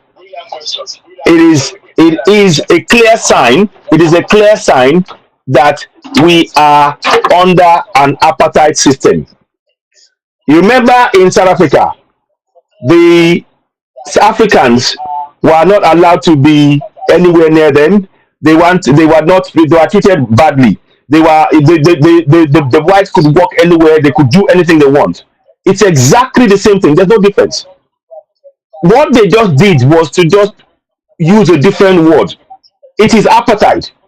What we have is an apartheid system, but they only use a different word, quota system, to make it, they say it's a quota. And it is again, it's all psychological. The use of words in key areas. If you scrub out the word quota system and put apartheid, that is what we have. Because we are in the same, if you say we are the same country, if we're saying we're the same nation, if we say we are equal, then no part of it should have cut-off point lower than the other. We are all equal. If we're saying we're one Nigeria, I mean, Baba Ahmed was saying that, they don't want to be second class for the citizen. This is why we keep saying we must go. For them to say that Baba Ahmed, the National and the Northern Elders Forum, to be telling us that they don't want to be second class citizen, we don't care about that. You can go and live in the north and do whatever you want. We don't want to be second class citizen on our own land. So that thing about quota system, I want everybody to replace it in our mind. with apartheid. When you hear the word, when you hear the word quota system in your mind, replace it with apartheid. So then you will understand that this is and without no, you see, when you do not have their keywords, there's something I call keywords. When you understand the meaning of that word quota system to be apartheid, and you tell everybody, we are likely to quickly revolt against it. But when you think quota system, it appears harmless. It appears as though it's not having an impact on you, but it's just a word. But that word is powerful. So we need to start making our people aware that as we speak now, we are under apartheid system. That is more of the reason for people to go for self-determination. This is yet more. This is a clear, glaring evidence. You in the north, you will get 1 mark. Me in the south, I will get 50, 60, 180, and I will not get in. And you that has got 1 mark will get in. You become a doctor, you become an engineer, you become a scientist, and you wonder how we can have any productivity. Look, we are under an apartheid system. We must take control of the narrative. We now start re-quoting. When they say quota system, we put a line across it and put apartheid there because that's what it is. It is what South Africa did until the 80s, and that is what is happening to us. We are in an apartheid system. We need to understand that very clear. So that's point number one. Now let's move to the British. Let's move to the British, to the UK. Now the UK, the problem now is that for the UK now is this. Like I said, I quoted 23rd of June 2016. You can see, just type that in. Type in UK EU referendum. It will come up. They see themselves as it's okay for them to do that. But you see, here is where you will know that when they say that Nigeria is independent, it is a lie. This is where you will know. This is where you will know that it's a lie. We have never been independent. What they are doing is find ways to keep their claws in, to keep us enslaved in our land.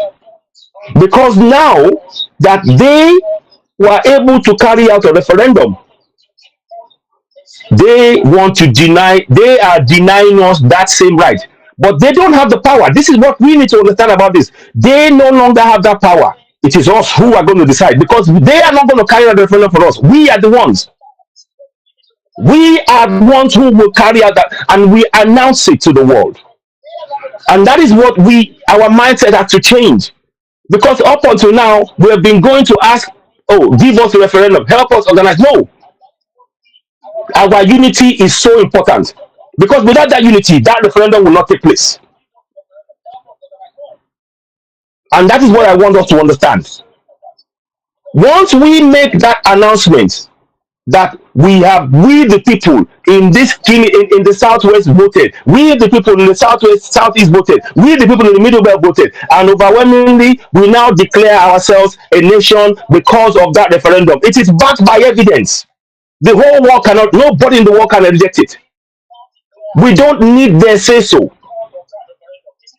So that is why I will say to us now, more than ever, vigilante groups, and I really applaud the work that's been done in protecting people that you guys are doing in the Southeast. We need to find something similar. You know what I mean? I'm not, we are making sure you clear the bushes and making sure that they find difficult to be around there. And that's what we need to do. So that's what middle belt people must replicate what you guys are doing. We in the southwest must do the same thing. We need to find a way to unite and discuss this. It's about the preservation of our people. Now, to the second part of the question that you asked, why is it that it is okay for the UK to go for referendum, but they say no, you don't deserve it? That is part of the racism that you're seeing. They are still less than human in the eyes of some of them, not some of those in power. They don't, and they are afraid that once we get that referendum, once we get independence, there is no free lunch that they can grab money from. It's about self-preservation as well. So there is a bit of racism, a lot of racism involved in it.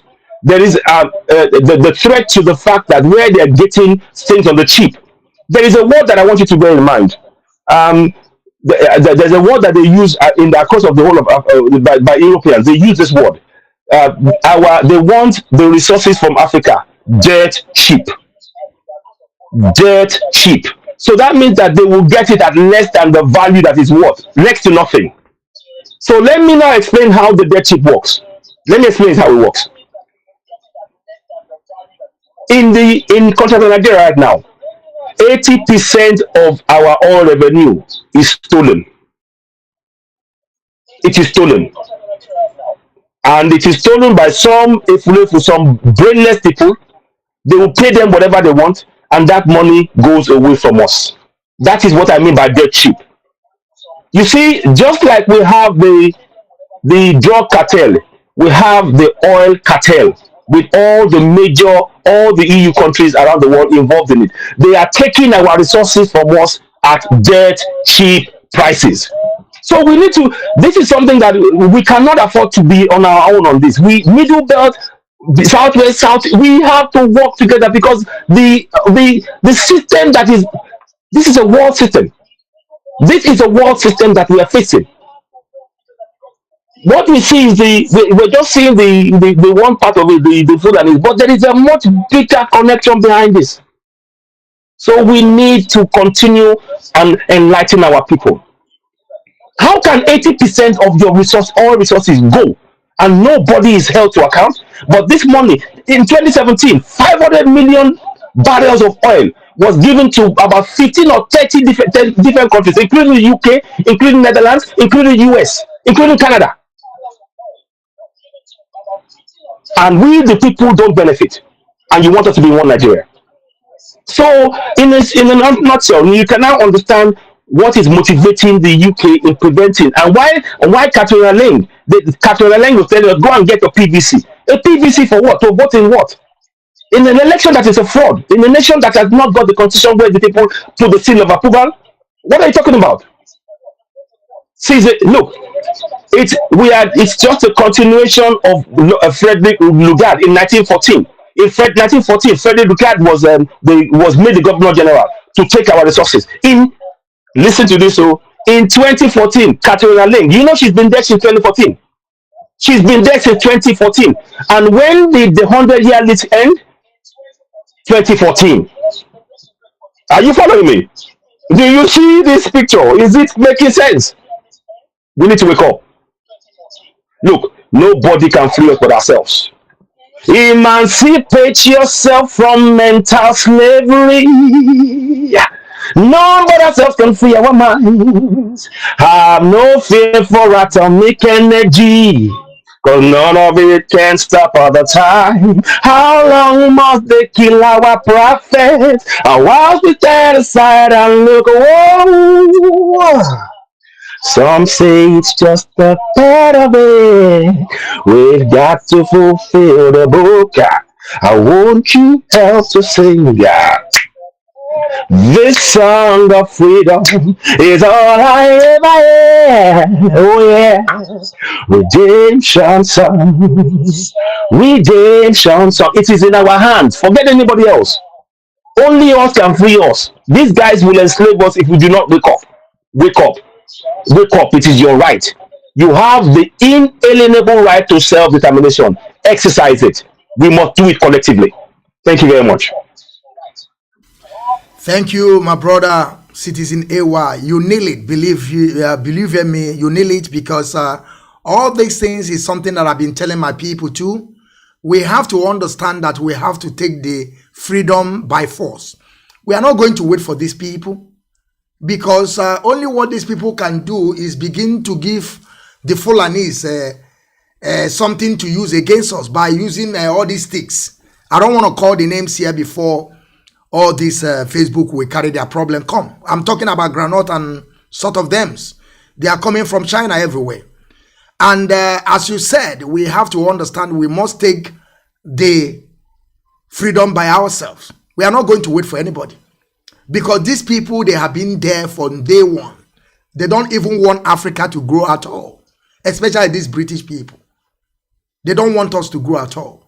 And when you are talking about religion, they will be telling you that they are Christian people, but they are there in supporting Fulani. Those people that they don't even believe, they say they don't have the same religion, way of life, you see, but they are there supporting them.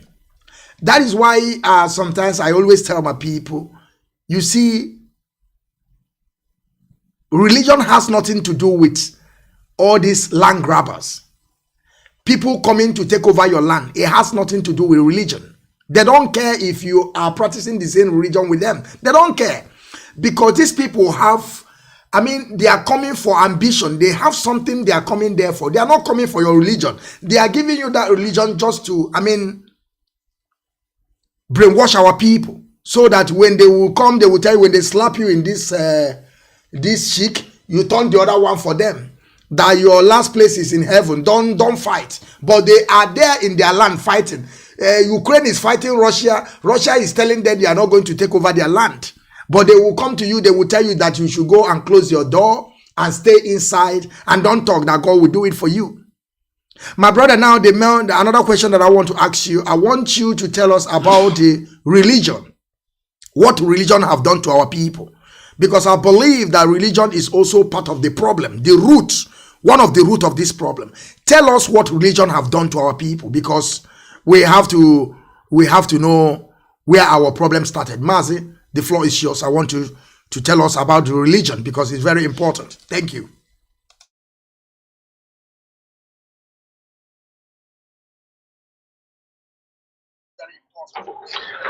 Thank you very much, Mazi, my brother. Appreciate you. Thank you. Thank you. Another great question. Look, a lot of Africans, they don't like me when I say this. A lot of people get upset when I come to religion. People get very upset because I don't miss words, and I mean I don't miss words. Religion is a brainwashing tool. It is as simple as that. Religion, except no excuse, no exceptions. Religion is just a brainwashing tool. They use it to control your mind. And here is where you will know that it is a brainwashing tool. From the age of, as soon as you are 2, 3, 4, you are going with your mom or your dad or your child and your brother, you're going to churches and to mosque. In Nigeria, they make sure that you have churches. That is why there are churches in Nigeria. That is why there are mosques in Nigeria. Because they want to shape your mind. Kids will know the Quran, bits of the Quran. It's called Kewu, off heart. You will know parts of the Bible. For God so loved the world, forgive the world because of whoever that believe in it and all that all that nonsense. I did it. I did it from the age of 4. I went with my grandma to churches. I know what I'm saying, and I know how that certainly changed my thinking. And you are programmed to not question. The simple thing that we need to understand about religion is that it prepares your mind to not question whatever you are being told. Once you understand that, then you know that it is not religion. It is only a tool of oppression. It's a tool of oppression. It is just a tool of oppression. It's one of the things that in the 1884 Berlin Conference, they put, let me see if I can find the quote somewhere. Let me just quickly, I'm going to read it to you because I want people to remember. This is deep. That question is deep. It's not just a question of just answering like that. In 1884, let me see if I can just get the quote out quickly because I did quite a lot of research. They used religion, they used force, and they used what else would I think they do? Yeah, religion and force were the principal things. So let me see if I can just type that up. 1 second. I want to read it to you, what line for line, so you understand, so that we understand that religion. And here is the really sickening bit. When the British, when they took over in the north, they realized that the Quran actually has done what they wanted, but in a different language. So rather than convert the Fulanis or the houses into Christians, they said leave it.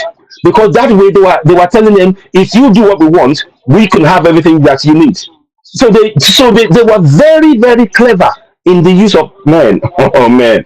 Let me just 1 second. 1 second. Notes list. So let me get this Yes, out. as you are Berlin searching it, conference. technical director on the ground, Let me see if I can find that. please, I want you to Hopefully. paste my number so that some people can be able to ask Citizen AY some questions. If you can be able to get like 2 or 3 questions from people, what they want to know, or what they are, something they want to understand from Yoruba Oduduwa nation, Oh, how they are preparing, how they are moving is it? forward. We can also ask him a question because we are getting to at the end of this. The question that I have already coupled, so that people can also ask him a question. Mazi, I Yeah. want you to hold there. I'm live. Please, I want you to hold up. Yes, I want you to paste my number over there so that we can get some calls. Have you find it, Mazi? Now continue, please. okay. You know what? I can't quite pick it up now. I'll bring it back later. But let me just. Okay. So let me just. I can't quite pick it up right now, but I will do it later. But what I will say is, in the Berlin conference, what they did was they used religion. They use religion as a way for the people to destroy our own culture. So religion, they really they ridiculed our religion. They say something about once in power, once to paper the motion in such a way as to make Africans eat, sleep, drink, think European fashion, and then they weigh a paper in such a way that they would ridicule Africans that carry out their own traditions. That is what they use these religions for. So it's very important that we understand that when we talk about religion, religion is a tool of oppression, and you can evidence it. Look, there in that country we call Nigeria, there's a 10,000 seater church. People will go to the church, but the road they will use to get to the church is bad. There is no 24/7 electricity. There is no hospital. When the people fall sick, the people who are paying money to church, there's no money to go to hospital. Oh. So you can see that this is a mentality thing. It's brainwashing. It's brainwashing. But when people say it, people don't like uncomfortable truths. So one of the things that we should be doing, one of the things that we should be doing is encouraging our people to connect with our ancestral belief system. There's nothing wrong in it. You can modernize it. Look, when they burnt, when the Notre Dame church was burned, the Notre Dame church, when it was burnt in France, they are building it back, lock, stock, and barrel. And on there, they've got these drawings that are like they're not Christian. If you go and look at they've got dragons, God knows what else on top of it. They don't play with their culture. So why are we playing with our own culture? The religion is about destroying our culture. One more thing I'd like all of us to think about. In all of the museums in the West, you will find our art being placed there. The art of our own fathers, our ancestors, the drawings, the artifacts, the carvings, the bronzes. They are earning money from it. They are earning money from this stuff. So which means that it's valuable, but we are busy praying. It's time we woke up. It's time we woke up. Religion is a tool of oppression. It is that simple. I can't explain it more than that. I'll try and find that word if I can get it. But I hope that answers your question anyway. So that's for me, religion is it's a tool of oppression, and it's about brainwashing. Thank you very much. I hope that answers your question. Thank you very much, Mazi.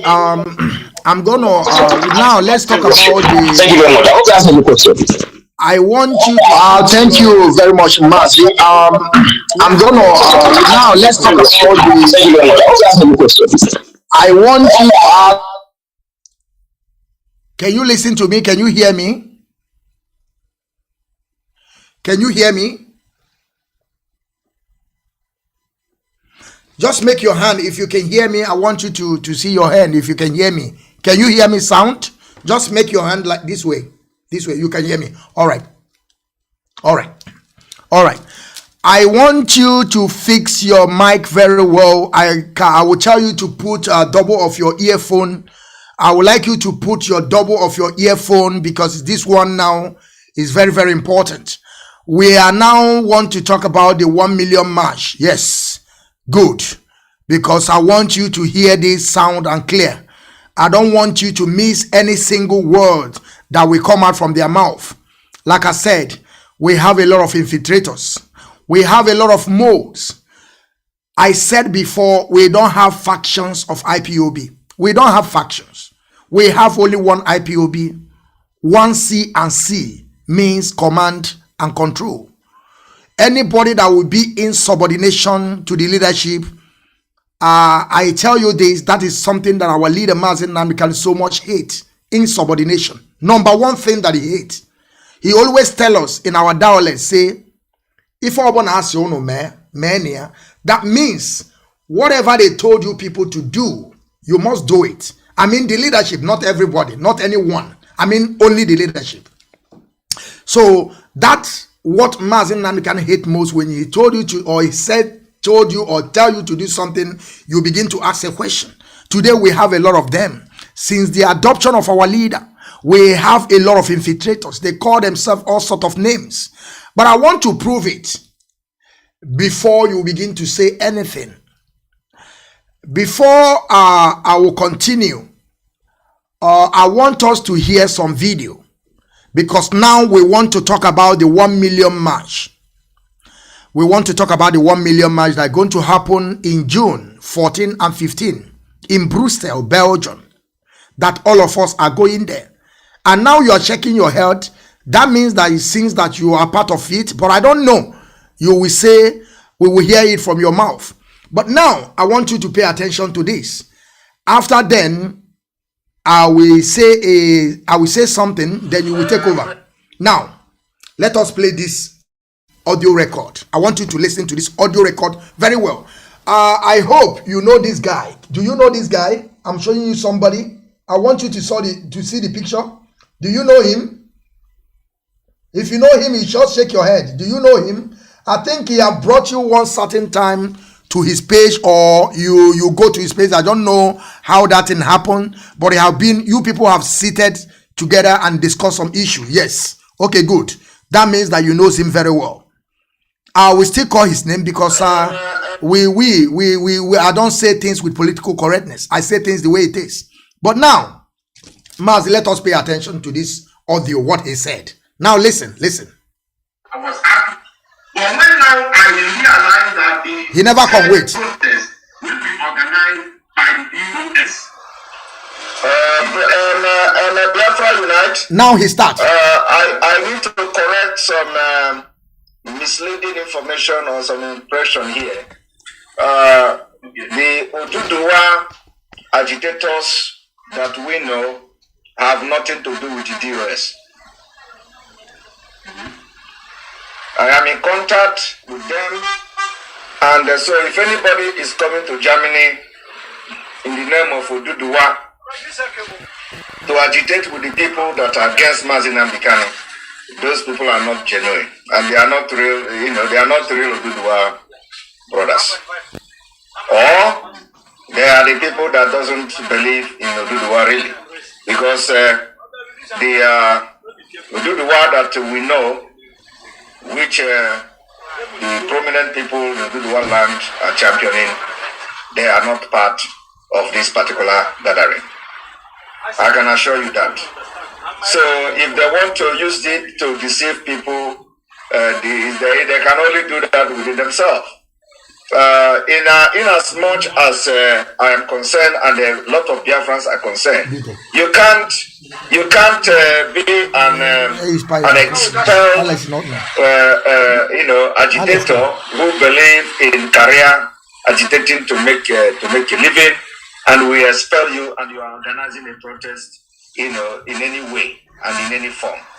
You can never protect the interest of the people You can never protect the interest of Mazi Nnamdi Kanu. These are the people who cancel. Yes, Mazi, I hope you listen to what he said. I don't know, maybe you listen very well. I don't know, maybe you understand. But if you don't, I will explain it more better to you so that you will get it. I don't know, maybe you listen very well. I don't know, maybe you understand. But if you don't, I will explain it more better to you so that you will say, I don't know, maybe you listen. I listened. Okay. Before, I listened. Okay. Before we continue, I heard it. Okay. Let me just say some certain things. Can you hear me now? Put your mic. Let me say something before you start. Yes. Before you start saying what you have to say, I have to ask you some couple of questions. Yes. I can hear you. Before you start saying what you have. Yes, I want to ask you some couple of questions. One question is this: are you the real part of those Oduduwa that are fighting for Biafran, for Oduduwa nation to come? Are you part of those that organizing, or are the Yoruba Oduduwa are coming to Belgium? Are they coming to Belgium with the Biafrans, the Amazonians? Because according to what we heard, Simon Eber said, I want to call his name, he said that the real Oduduwa people that he knows, that they are not going to participate in this 1 million march. That they have been spoken to, he have been talking to you people, he have spoke with you people, and you people have told him that you people are not among those that are going to march in 1 million march. That any Oduduwa that we see that are going to be in Belgium, that they are not the real agitators of the Yoruba Oduduwa. Now my question to you is this: are you not part of the real Yoruba agitator? I don't know, but because I want you now to answer it. He said you people are not part of it. So the first question is this: are you part of, is Yoruba Oduduwa now to answer it? He said you people are not part of it. Okay. I think you will take your mic away, take your earphone away, and then answer the question. He said you people are not part of it. Yeah. Okay.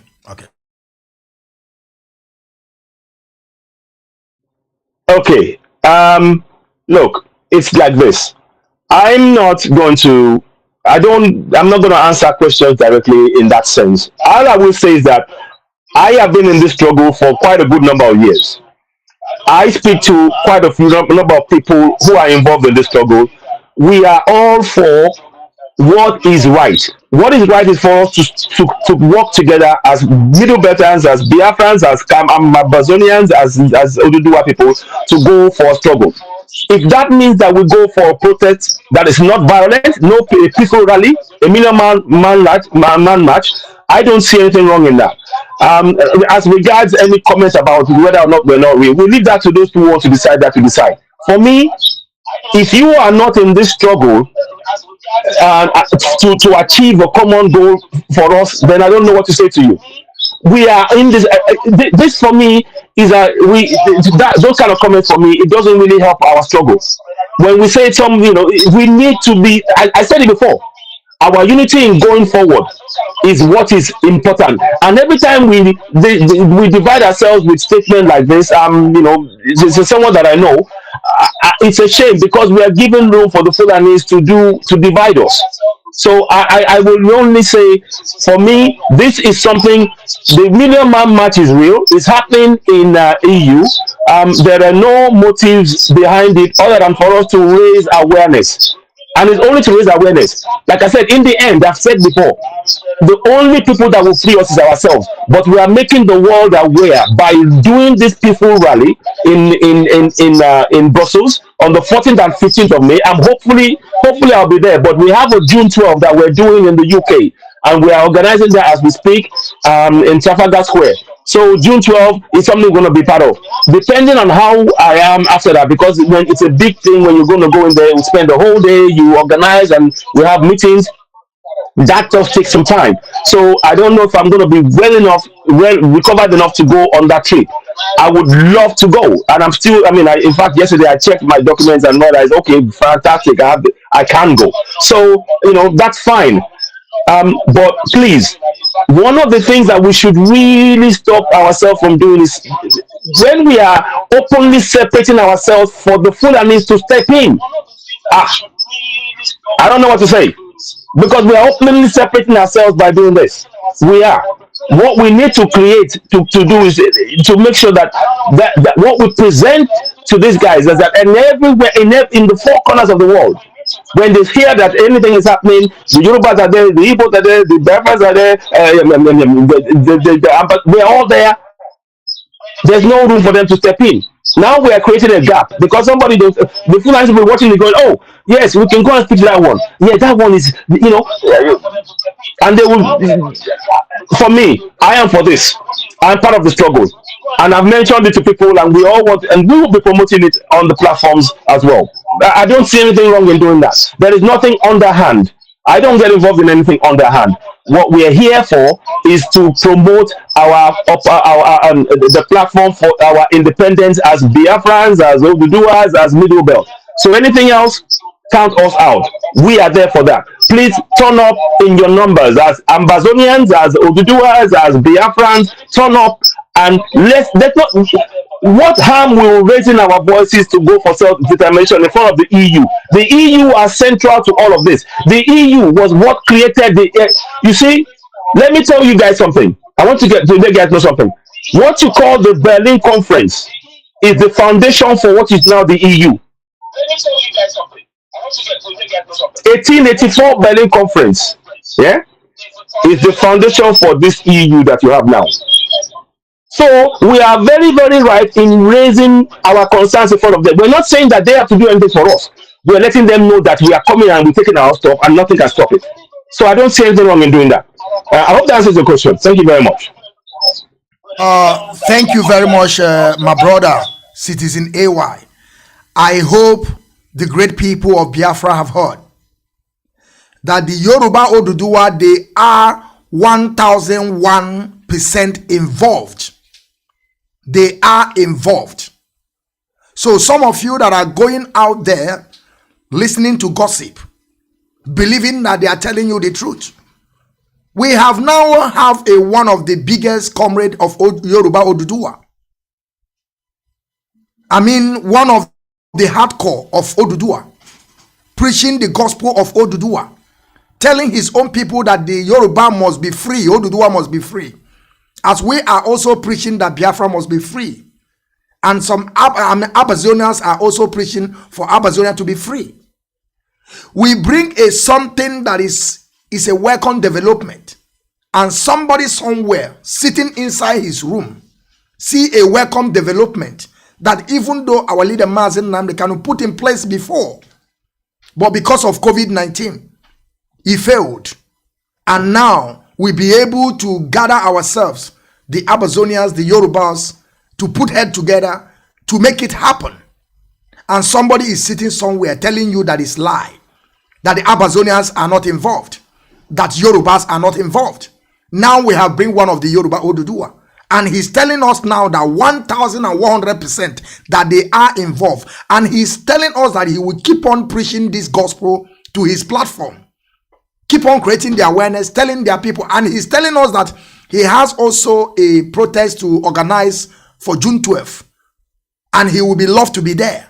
I don't know which Yoruba these people that saying enter my room, enter my bedroom.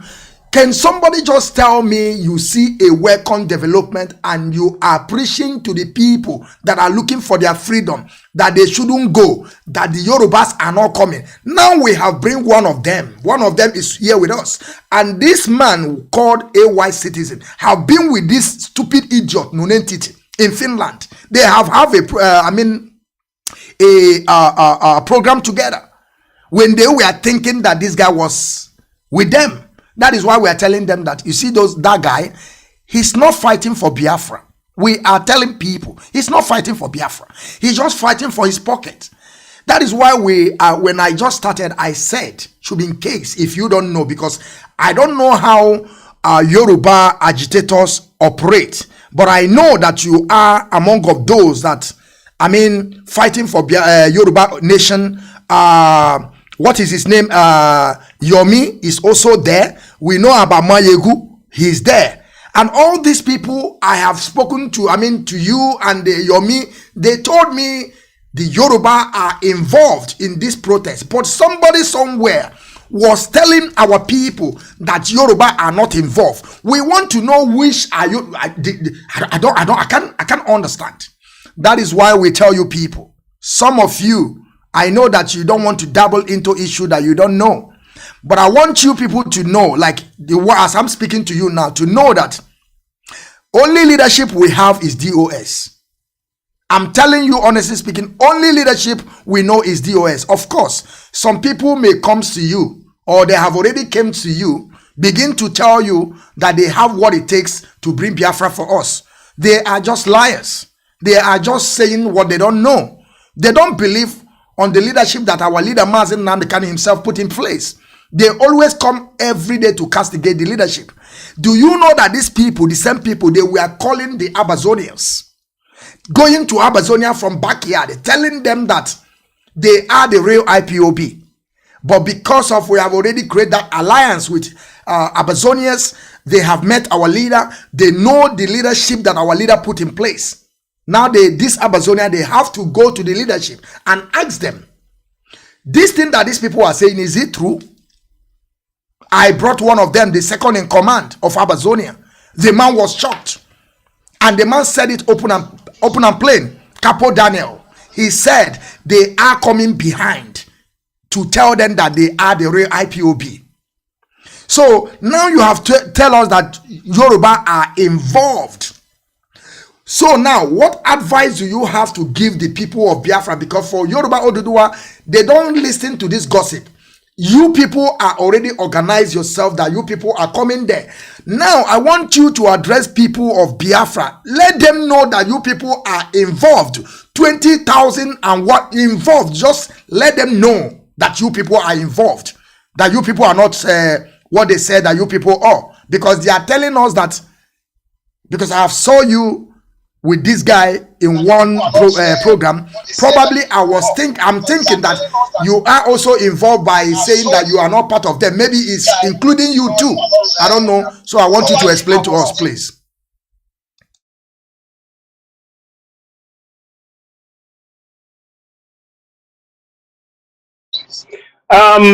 Like I said, for me, I will work with anybody who is interested in our independence, who is interested in our collective independence. I will work with them.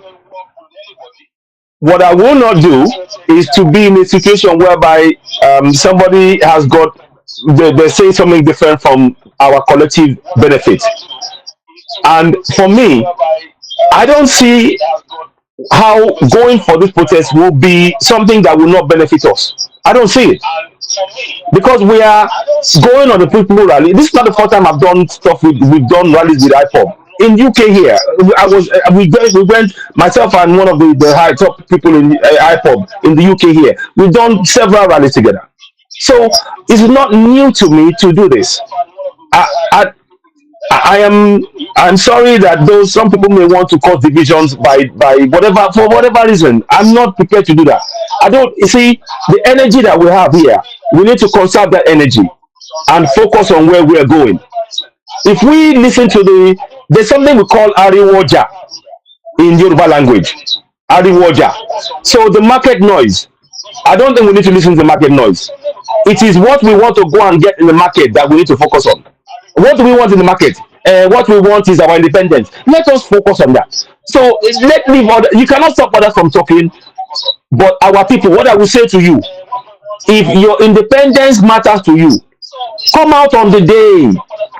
Come out, be it Yoruba, be it Amazonian, be it Ipob. Come down, lend your voice. Remember, I said, the EU is the great grandson of the Berlin Conference 1884, where they are still controlling Africa till date. So why don't you go out and make your voice known? Let them know we know what is going on. We are going, but we are letting you know. That is all we are doing. Because ultimately it depends what we the steps we take to free ourselves is with ourselves, the emancipation of ourselves by ourselves. Nobody else will do it for us. They won't give it to us. We have to free ourselves. So that's the focus of. We need to understand that. So this, whatever else, I don't. I'm sorry. I'm not the one to. If I'm sure you understand me. I don't. I just really think we need to focus. I want to focus on that goal. 14th and 15th at the EU, Yorubas, Oduduwa will be there. Biafrans will be there. Ambazonians will be there. Come out. Let's make it a great day. Those of you Oduduwa who are in Brussels, come out en masse. If you are able to come from other parts of Europe as well, come out. Let's do it. This is our future. The coming generation are waiting for us. Are we going to let the coming generation live in a nation where they are oppressed, they are slaves in their own land? Our women are going to, because of the oppression, they are in Saudi Arabia. Somebody was shitting in the mouth of a. Oh man! Please, let's focus on where we're going on. I'll stop there. Thank you very much. I hope that answers the question. Thank you. Thank you very much. Thank you very much. What we do understand that the Yoruba Oduduwa, they are involved. That is what we understand. We have a caller on the phone. I don't know, maybe they want to ask you a question. I have to reply the call because the person called me and I tell him that I will call him back. Now it's ringing. Let me see, maybe the person will pick up his phone and tell us what he wants to say. Mazi, Yeah. our phone is open. I want you to, if you want to contribute or you want to ask a question, I don't know. The floor is yours, please. I want to contribute and I want to ask a question equally. Thank you for doing what you know how to do best. LY citizen, good afternoon from here. This is okay, your friend. We spoke before you go to the line. Our leader is Mazi Nnamdi. All of you doing well. I have a few questions to ask, but one, I have to clear one thing. As long as this committee is concerned, I am a member of this 1 million man committee, 14-15 to June, and we are in contact with Oduduwas, Abazonia. We are speaking on daily basis and are planning to, if anybody is coming here to deceive anybody that Oduduwas are not with us, or there are people coming there with poison, is a lie. Everything is on board. Everything is well put in place. Please, don't fear anything. Come in mass like LY has said. All road must lead to Bruises. We have to emancipate ourselves. We have to do it. He has said one thing here again, that 1884 Berlin Conference get back to this Europe. Is a grandson. We quite agree with him. So please let our people come in. Let our people all over the world continue to book your ticket, continue to find your way to Brussels. And another thing is this. This goes to citizen LY. I want you to use your good positions to continue to educate your people, because they have to form a formidable force. You said it here about securing their bandits, their land. If they can work with the Biafra as we are doing, securing our place, our ESN is there, and your people do equally the same thing without mind, without listening to Tinubu and all these old cargoes, or Basando, or Stibanjo, and this Tunde Bakare. You can see the kind of damages they are doing. Please continue to propagate to your people. Let them form their own line, so they can get their bandits. So we fight this war together. And this thing that is giving the European, America, all of them, they are sharing our oil, because you see what is happening in Ukraine. Putin has locked up the gas, and all of them, all their focus is in Biafra land, in our land, and that not minding again. From Morocco, continue. connect our oil. Now, they want to to kill all of us. Now that the whole world have decided to kill all of us, you can see the United Nations Secretary who went to Nigeria, and you can see what he's saying. And trying to deceive people that IPOB is bad. It attack the terrorists. And we are saying you're in London, you're UK. Have you seen any publication where, because the UK have their own policy too? But I thank God now that I saw a post from Aloy Ejimak, one of our legal counsel. Mazi, our people in the United States, in the UK where you are living, we are calling them to talk to their MPs. And the people should not fear, because Ipob, we are not being tag terrorism. What they are trying to do, because they knew about this 1 million march now, probably they are trying to play some hanky-panky.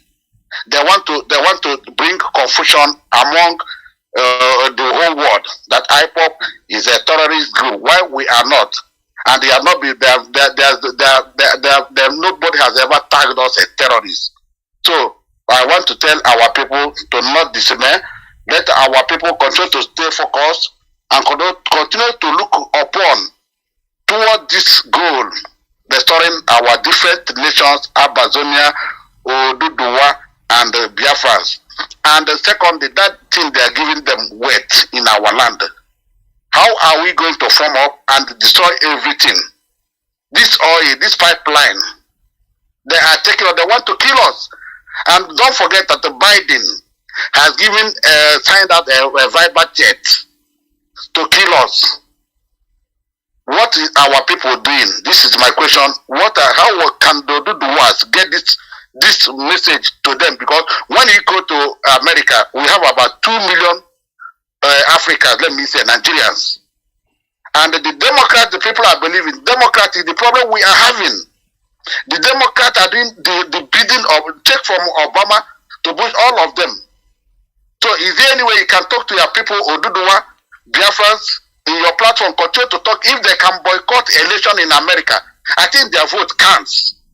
If Africans, if Nigerians as a whole, both Oduduwa, both Middle Belt, even our Brazilian brothers can boycott this incoming election in America, I think they will listen to us. My brother, I thank you very much. I said, let me ask you this question so you can put 1 or 2 light about it. Coming together, the whole African, Nigerians say in America to boycott elections in America. To boycott anything that has to do with the Democrats, because they are our problem in that United States. And your people to team up with their people, get a formidable security to tackle insurgencies and to drive this part of our land, and I think something will be happening. Thank you. I remain okay. Thank you. Thank you. Mazi, wait. Citizen AY, please. I would like you to be taking this question at least only 2 minutes, because people are calling so that we can be able to take calls. I want you to address Mazi, okay, the one that just called now. Do you want to say anything? But I want you to say something with 2 minutes, so we pick other calls. Thank you. The one that just called now. Yeah. Do you want to say anything? Yes. I want you to say something with 2 minutes, so we pick other calls.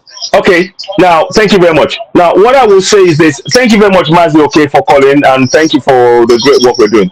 Now, on the issue of Oduduwa Nation and Biafra working together, we are definitely going to do that. You can see we are doing that now, but there are some things that we will not be talking about on air as we go along. I mean, there are things that we need to discuss, obviously, but yes, the awareness is what we should do. We need to talk about, I'm happier we're talking about vigilante groups and things like that, but anything else, we have to do that, let's just do that, and then let that happen. That's what I would say on that front. So, but definitely there is a commonality of purpose here. We need to achieve a common goal. So, of course, we are working on that, but we're not going to sketch out what's being done here, and we're not. And let's see how we put things forward going forward in that way. So, you in-house will know what is going to be, the steps that needs to be taken, because the security of our people is non-negotiable. And I'm sure that's where you start. That's your standpoint. The security of the people is not negotiable because without the people, there's no nation. So that's important for us to say. So I hope that's clear. Now, going on to the issue about the meddling affairs of the US, it's I agree with that. I mean, they are building the largest embassy in Lagos. They are building the largest embassy in Lagos. All of a sudden, in the world, you know and the issues of that our people being killed doesn't seem to concern them. They're not, they're building this. I don't know how much is it. It is the largest one in the entire world, the embassy, whereas our people are dying and we are asking, we're trying to get independence. So that tells us what we need to do now. Whether or not people in US, our Yoruba brothers, our Igbo brothers can, if they can take that action and boycott elections, certainly yes, I would suggest, I support that. I support that, and let's see what we can do in terms of maybe working on that area. Because the reason why many of us are in US is because our nation is being oppressed. We've been suppressed and oppressed in our land. That's the reason why many of us are in diaspora. If our land was functioning, and if we had the Yoruba land, the Igbo land, Biafra, and Biafra land, and Middle Belt functioning, I doubt many of us would know even of a place called America. So again, it goes back down to that. I think many people who are going from here, going from our land into US and everywhere else, is because of the oppression that we are suffering in our land. So the people who are our people, our Igbo brothers, our Middle Belt brothers, our Biafran brothers, Oduduwa brothers, we should really, when coming elections, be very, very conscious about boycotting the elections, because of the impact of what the actions they take is impacting us. That is why we are all leaving. So it is important that we take those steps. So for me, I support the boycott. Let's see how we can promote that and talk about that. Maybe we can do a show about that as well and see if we can raise the level of awareness, because it's all about awareness. So I hope that answers the question. I'll stop there for now. Thank you. Thank you very much. We have another caller on the line. I don't know, maybe he want to ask you a question or he want to contribute. Caller, what is your name and where are you calling from? I don't know, maybe you want to ask a question, okay, or you just want to contribute. My name is Maka from Canada. So what I want to conclude is I'm happy with what we are hearing. It's an interference. I can't hear it. I'm happy with this and our own people. So with these steps we are hearing today, honestly, people like me who have been watching, following all the gaga on social media, I'm very, very happy. So what I want to contribute is that we need to be more articulate. The forces that we are trying to display are quite organized, and that forces has been on for more than 100 years. So you need a lot of articulate.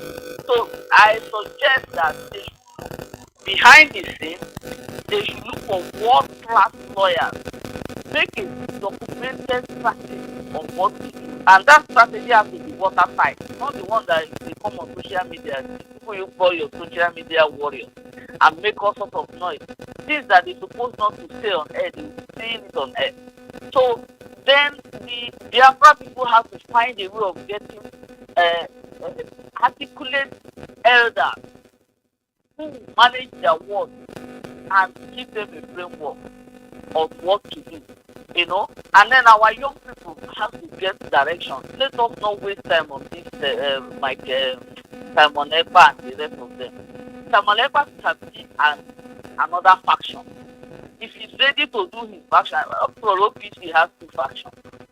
So if he's ready to do his faction and go without competing with what the IPOB and the other people are doing, fine, let them do. At least the important thing is that we are all going to one destination. That's one thing I love about this scholar. He said, let us not lose sight of our goal. And the issue of insecurity going on in our people, everybody on our land that is talking about freedom, they call them terrorists. We should find a way of countering this position in a very articulate, intelligent way. the Biafrans and the Oduduwas and other nations in Nigeria, they all have intelligent people. But when those intelligent people come up and open themselves up, security takes them away.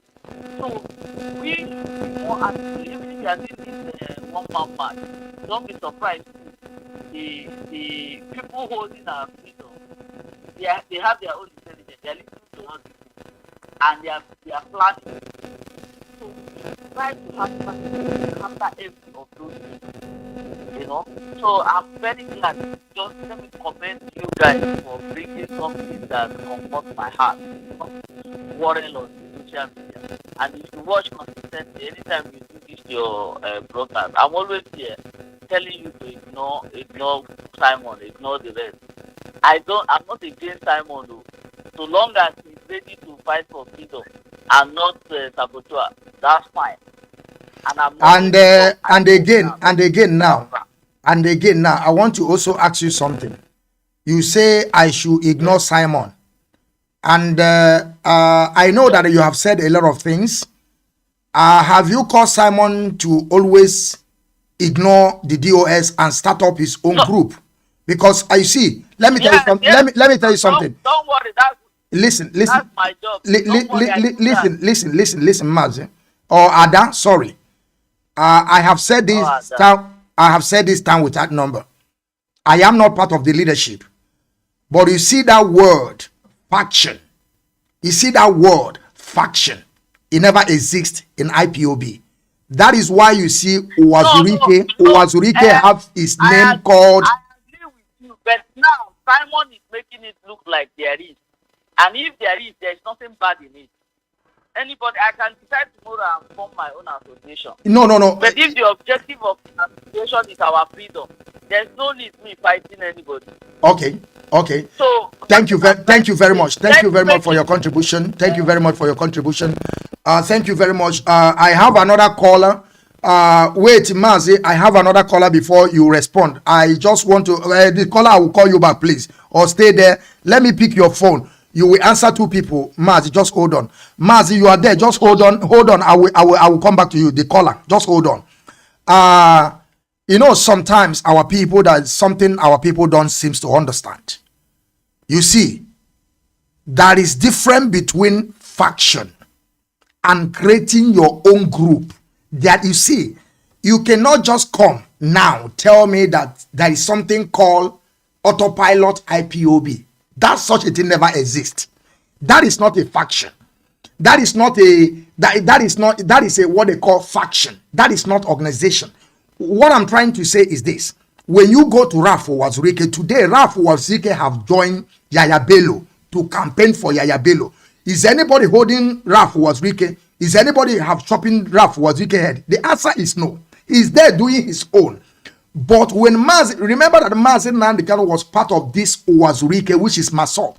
When Mazi Nnamdi Kanu left Masop, because he see what his Raf Uwazurike is doing, it's not something that he want to follow him to do. He never went out and said that IPOB Masop. That is not what Mazi Nnamdi Kanu created. Mazi Nnamdi Kanu said, my own is IPOB. So what I'm trying to say now is that we don't even use that word of faction because we don't have anything. We have only one command and control.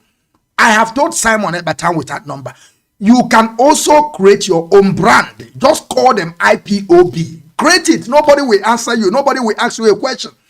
Our leader have said it time with that number. If you know what you will do for Biafra to come, go and do it. But don't begin to use a counterfeit. That is something that we can never accept. You see, that is the problem we are having today. That some of you don't even know that Simon Ekpa is deceiving people. Simon Ekpa have told you people now that 1 million march, that Amazonia are not involved. This is a welcoming development. Simon Ekpa told you people that the Yoruba Oduduwa, we are not involved. That is why we are bringing these people, for them to confirm if they are involved or not. And you are still there telling me that Simon Ekpa sees something that our leader have already secured the date before, and the date, it could not work because of COVID. And Simon Ekpa is coming now and tell you that it's fake. And you are still believing that Simon Ekpa know what he's doing. Well, everybody have their own opinion. Mazi, I have a caller. Let this guy, this man say something, our Mazi, before you answer the question, please. Mazi, the floor is yours. 2 minutes, please. Okay, Mazi, good afternoon. This is Oduduwa. I think you have said it all because I wanted to correct that last caller that called and talking about faction. We in IPOB, we don't have anything like faction. Simon, although they stand for it, but we want them to clarify themselves. Now, see the soldiers that are being killed. Who knows if they are the one that killed? Yes, this is what we're saying. This is what we're saying now. Who kills the man? Nobody knows. These people, yes, even though Mazi, do you know that I have gotten the full video when they were cutting the lady head off? It's something that I cannot show. And these people are saying that they are unknown gun. Who are those people now? Now you tag it on IPOB. Tomorrow you come be telling me that we are faction. What is faction? What, we don't have faction in IPOB. We don't. That is why I'm telling you, some of our people, they don't even understand English. They don't even understand when you are saying faction. So faction tomorrow, they will go and slaughter 20 soldiers and tag it on IPOB, and you want us to take it. Oh, my people, I don't know what is wrong with that. Mazi, I want you to conclude so that our citizen AY will answer, please. Every day he will be on the internet threatening the government. They will be tagging it as an IPOB faction. IPOB don't know anything about Simon Eba. We don't know him. He's not representing IPOB. He's not representing Mazi Nnamdi Kanu. They should stop tagging him a faction. We don't have any faction. IPOB is only one. So that's what I want to contribute. Thank you very much. Thank you. Mazi, please, I would like you to, what do you have to say about the contribution of people now? Like I said, we don't have any faction of IPOB. We don't. We have only one IPOB, one family, one leader, one C, and C means command and control. Do you want to? I think, you know,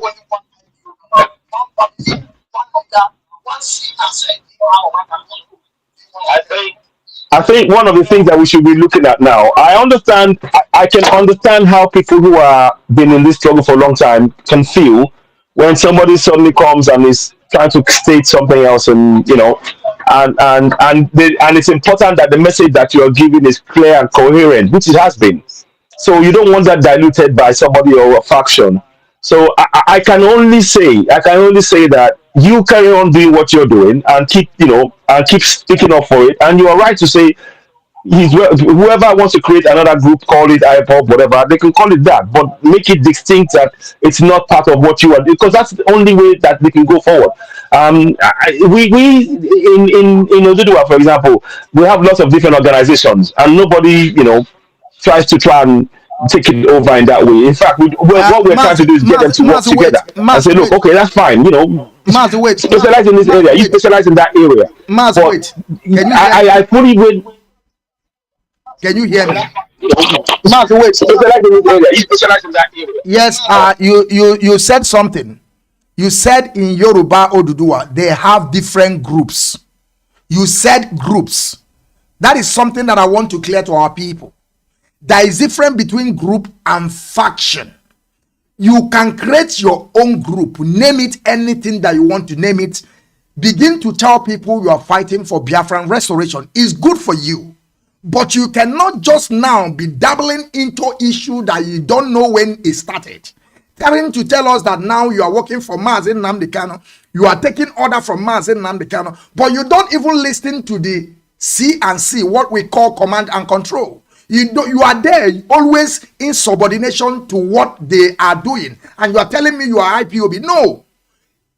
Today now, those people that they killed, now they are saying it's IPOB. Did they call it autopilot? The answer is no. That is what we are saying. Come and make yourself clear. Make your stand known so that when something happens, you will take the credit. When our leader was out here, look at today. I want to tell you something. Go today in our bushes. We have one of our leader, because most of the time I always go to his page. His name is Mazi Chinasanworu. Whatever that our Mazi put in his Facebook platform is what I believe, because he is the one that in that position. When you go there now, you will see what some of our people are doing inside our forest. That he's claiming it. He claim it. That is his boys are doing. He claim it. So how do you want him now to come out now and begin to claim those couple they killed? So you want us to claim things that we never done or we never put our hand into. That is unacceptable. That is why we're trying to tell people, if you don't know the meaning of faction, you go to your dictionary, you go to your Google and Google it and understand the difference between group and faction. You can create your own group, call it. I heard some people before they call them Ekwenche. There's some people, some group they call before Ekwenche. They say that they are a group of people, they are fighting for good and fine. We have Masop, good and fine. Then create your own and leave Mazi and Nnamdi Kanu alone. That is what we are talking about. And leave IPOB. You know, all these things we are saying, by the time we're done with these people, they will fall from where they are. So some of you that don't know when all these things start, if you don't know, you begin to listen very well and understand how all these things started. Simon Eber is doing all the beasts of Fulani today. They are using it to kill our people, and you want them to say, or you want the leadership to claim it and say they are the people. That is something that we can never do. If you don't know, you begin now to learn. And I hope that you are going to come in that Belgium. I hope you will be there. Because some of our people, they will be talking. The protest is there, you will not see them. You buy your ticket because when our leader wanted to, our leader put it in Washington, D.C. I'm already also I want to go by then. I have already prepared myself to go there. I'm living in Germany. I think it will take me almost 10 to 12 hours on the flight. And I want to come. That is how all of you will also come to Europe. Not that you will be there talking, welcoming development. And I'll story. My people, please, we have to learn. Citizen AY, are you there, or you are trying to fix something so that you will give us your final conclusion, your closing remark? So we'll call it a day because we have gotten the point. We have said a lot of things here. We have discussed how 99 Constitution is against the Southerners. We have talked about the cutoff marks. We have talked about a lot of things. We also talk about the 1 million march, which is most important. The reason why we are bringing you people into this broadcast, into this program, IPOB Rapture Media, under the leadership of Mazi and Nnamdi Kanu, is for clarification, for us to understand. Forget about things that we have already said. Of course, it's part of it, but this is the reason why we're doing this time around. I have challenged them, tell them to bring them, and I want them to also to bring Citizen AY so that he will go to their page and he will also will say, okay, I have a caller. I think yes, we have a caller. Let him talk so that hello, caller, are you there? Yes, the Biafran child. Yes. Good afternoon from here. Good afternoon. Mazi, this is your brother C2. You're welcome to the program. Mazi, thank you. I appreciate you once more again for your good job. I send my guide and protect you and your family. I protect you too, Mazi. Yes, Mazi. I greet my brother there from Oduduwa. AY. Citizen AY, yeah, Citizen Mazi? Yes, Citizen AY. I salute him. You see, he's doing a good job. I'm following him as well. Mazi, you see, there's something you mentioned. There's something you mentioned here that wanted me to call. I was listening.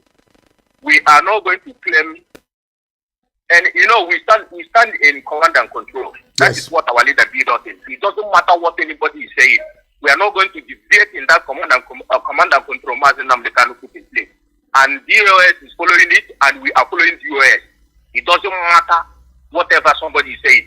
And we are not going to claim any IPOB. Is not going to claim whatever we did not do. Now, we are not going to claim anything. Anything is our leader do. Say, this is what we do. Just like the way we are showing the international community, we are fishing out the Fulani terrorists in our bush. And our forest. Raping our mothers. Yes. Yes. That are raping our mothers, are killing our people, are stopping them from going to farm. When we drive them away from our land, we claim responsibilities and then we tell the whole world, we check them out. We are not going to hide it when we chase them out. But you see this couple that was murdered in Owerri, Mazi, is being done by DSS. You know the reason why they did it? They did it, one, because they are Igbo couple. Two, because the brain is coming to Boni State. They want to break something. They want to create something that's going to bring trigger so that, and don't forget that this UN secretary is coming, Antonio Guterres. These are things they have to do so that if you trigger, In preparation, they are preparing themselves in preparation. Exactly. The people that killed those couple, are Nigerian DSS. The reason why they did it, they know that their father Britain is there to defend them. Yes. But I am telling Biafrans, see, if you know you are not strong in this freedom, get out on the way, because we are going to, Mazi Nnamdi Kanu said, they will gather against us, but their gathering must fall. It doesn't matter, like the whole world will gather against us, but at the end, we must win.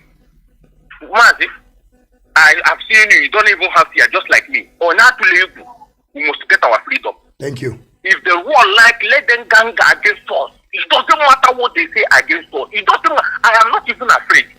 If they like, let's elevate Kuala. Biafra must be restored. Yes. Mazi, thank you for doing this. Thank you very much. Mazi AY, now we want to ask you about the question that our brother just asked. Give me 2 minutes. Who is saying this? Just hold on. We want to ask you about the question that our brother just asked. We have give me 2 minutes. Who is saying this? Just hold on. We want to ask you about. Hold on, Mazi AY. These people now, they are giving contribution. There is no question there.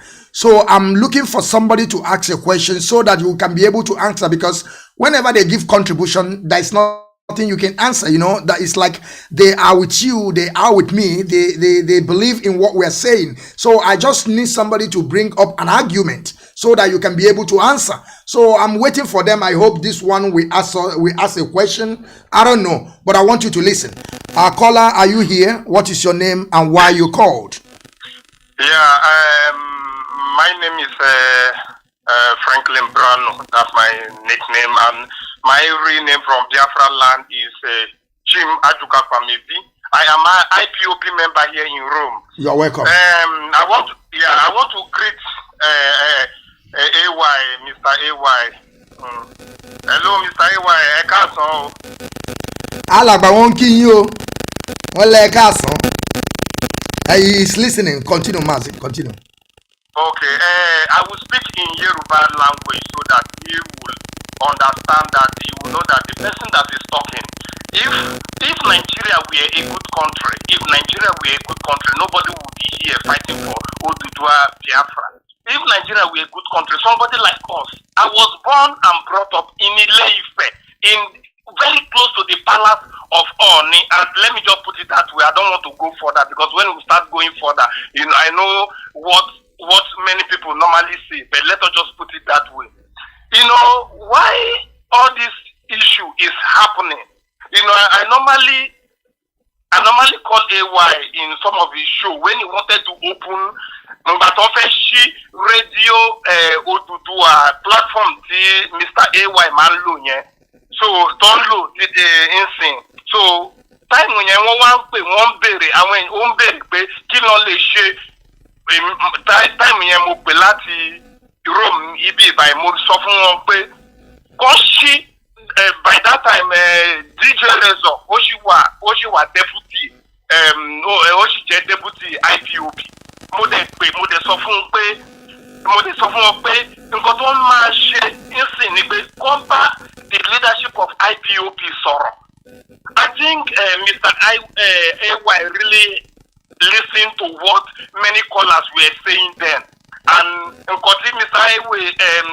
AY ṣe ni pé at a time, I think after 2-3 days, I heard about this Oduduwa radio, Mr. AY in Anchor.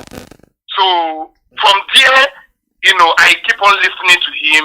At times, moment lori program, just at times, moment lori program, Biafran child. So moment always ni program moment so that can encourage Mr. AY because Mr. AY in Sheko wa easy. Can anybody back so for him easy? Our Biafrans only testify easy. Many things no man come up. But question don't want to come. Yes. Kilo. Kí ló fẹ́ béèrè lọ́wọ́ alàgbà? Kí ló fẹ́ béèrè lọ́wọ́ alàgbà? Okay. Yeah. Question tí mo fẹ́ béèrè gogo ni pé ni the leadership of Oduduwa ń ṣe ní gbogbo àgbáyé láti make sure pé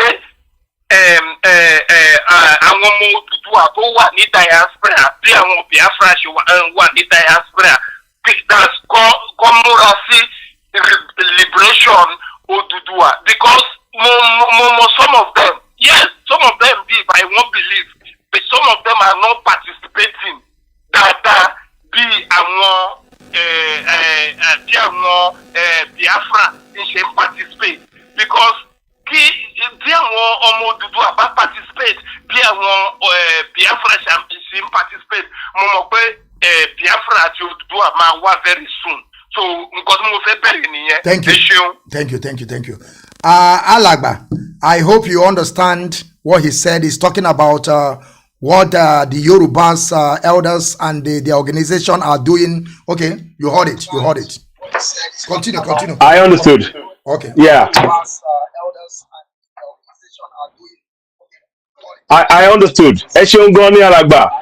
Ẹ ṣeun fún ìbéèrè tẹ́ béèrè yẹn. Mo lè dúpẹ́ pé ẹ bá wa sọ èdè wa ní èdè ẹ̀sọ́ ní èdè Yorùbá. Wọ́n mọ̀ pé ọmọ Ìgbò ní àmọ́ ẹ gbọ́ Yorùbá yẹn ọmọ ẹ tún pé Ifẹ̀ ẹ sọ ọ̀rọ̀ ẹ jágara ẹ ṣeun wá kí ẹ kúṣẹ́ takuntakun. So we are grateful. I'm grateful for speaking in my language, and I'm humbled. I do want to learn and speak Igbo as well, and I think over time we will have to do that. There's more history about that, but I'll tell you that later on. But for now, the question you ask is what is being done by the entire organization in terms of going for Oduduwa people working together, being able to actually support this movement, particularly those of us in diaspora.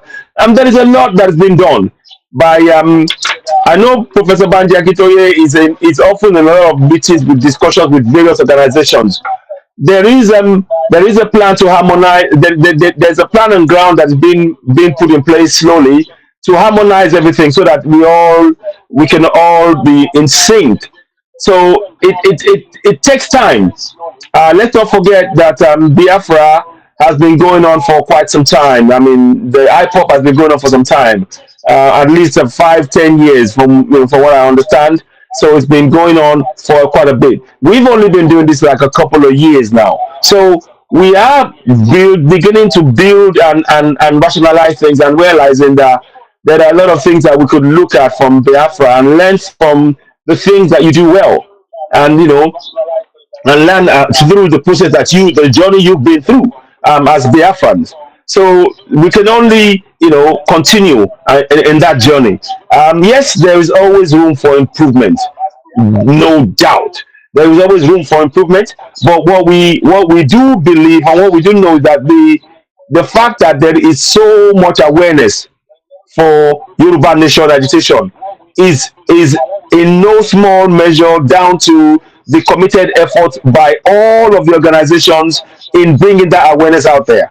Now, the next step is to build. We want to be in a situation whereby we can actually be able to then do more stuff in a way that is very, very united. And one of those things is the diaspora. We recognize that diaspora has a big role to play in making this the reality, making this into a reality whereby we actually achieve Yoruba nation. Because a lot of the things that are often happening at home, many people at home are not aware of it before we are. We are aware of it before they even know something is going on at home. So that means that we have a particular role in the awareness side of things. So and then there are issues around Dabobo. I'm not gonna that we're looking into. So yes, the organization itself, it's not one, it's very organizations. Professor Banji Akitoye is our figurehead and is someone we all look to for guidance and advice. So the structures are gradually taking shape. It will take a bit of time. We're still building, but the key thing is to have that structure. Something similar to what the Biafrans and the Ipob has in place in terms of structure. So, it's a step-by-step process and it's a work in progress. So that's what I can tell you. where there are lots of different discussions and ideas and suggestions. Even this qualifier has actually brought a lot of things. It's crystallized in our mind that that is a very a clear reason thing that we, without doubt, whatever side of the discussion you're in or organization you're in, you need to, we have to feed into that qualifier to back our voice on the ground there. As we understand, qualifier now, Biafrans are already on ground, so we are working towards that to make it happen for Oduduwa as well. So yeah, so that's one example. Yeah, but definitely there is a lot of, we're still work in progress for us, but we are trying to make sure that the diasporans are broad, are more in harmony in the approach to how we achieve the independence via self-determination. Thank you very much. Thank you very much, Mazi, Citizen AY. We have another caller. I want you to mute yourself. We have another caller. Can you mute yourself, please? Can you mute your mic, please? Now I want you to mute your, okay, thank you. Our caller, you have 2 minutes. You want to contribute or you want to ask a question, please? Be straight. Just to contribute. Okay, you have 2 minutes, please. Okay, my name is Onyeka. I'm an IPOB member. Okay. So I just joined the program now. So I'm quite happy that you brought Citizen AY to this forum. So I will speak in Yoruba because I was born and brought up in Lagos. You see, that is why you see we owe you. But I think it's better you speak in English so that people will understand. Mazi, I'm sorry. I know because some of our people that don't even understand Yoruba, it will be very, very difficult for them to listen. Please, I do understand to show that love because I want you to speak in English, please. Thank you. Let me greet Citizen AY, then I will speak in English. Okay. Alàgbà AY, mo kí yín o, mo dúpẹ́ lọ́wọ́ yín fún nǹkan tẹ́ ń ṣe láti jẹ́ kí àwọn Odùduwà kó ní òmìnira, and at the same time pẹ̀lú our Biafra. So I thank you very much. So what I'm saying in essence is that my contribution is that I believe that for Oduduwa and Biafran people to be free, we need to work together. I've always believed that. We can only liberate ourselves if we work hand in hand. So that's why I'm very glad that this 2 million march is happening in Brussels, and all the work of the enemies trying to derail it will never work. You see? So that's why I'm very happy that Citizen AY has come to clarify that they are part of the march. Thank you. And that day you brought out the ambassador brother, Capo Daniel.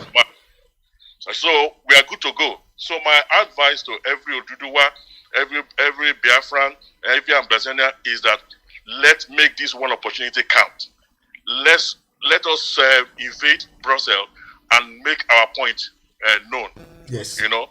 I will be in Brussels, and I want everybody to come to Brussels, and let's make it count. Thank you. Our Oduduwa brothers, our ambassador brother, and Biafran brother. Let's make this count. Thank you. Thank you. Mazi, still a contribution. I think I lost somebody that say he want to ask a question. I think I will return the call back. He said that he want to make a contribution. Let me return the call back. Where is this number? Let me get this number. I think he's the one that still call. Let us get this number. I think he want to contribute.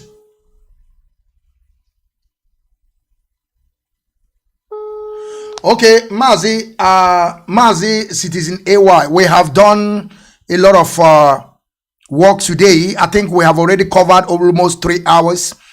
I want you to use some minutes for your closing remark.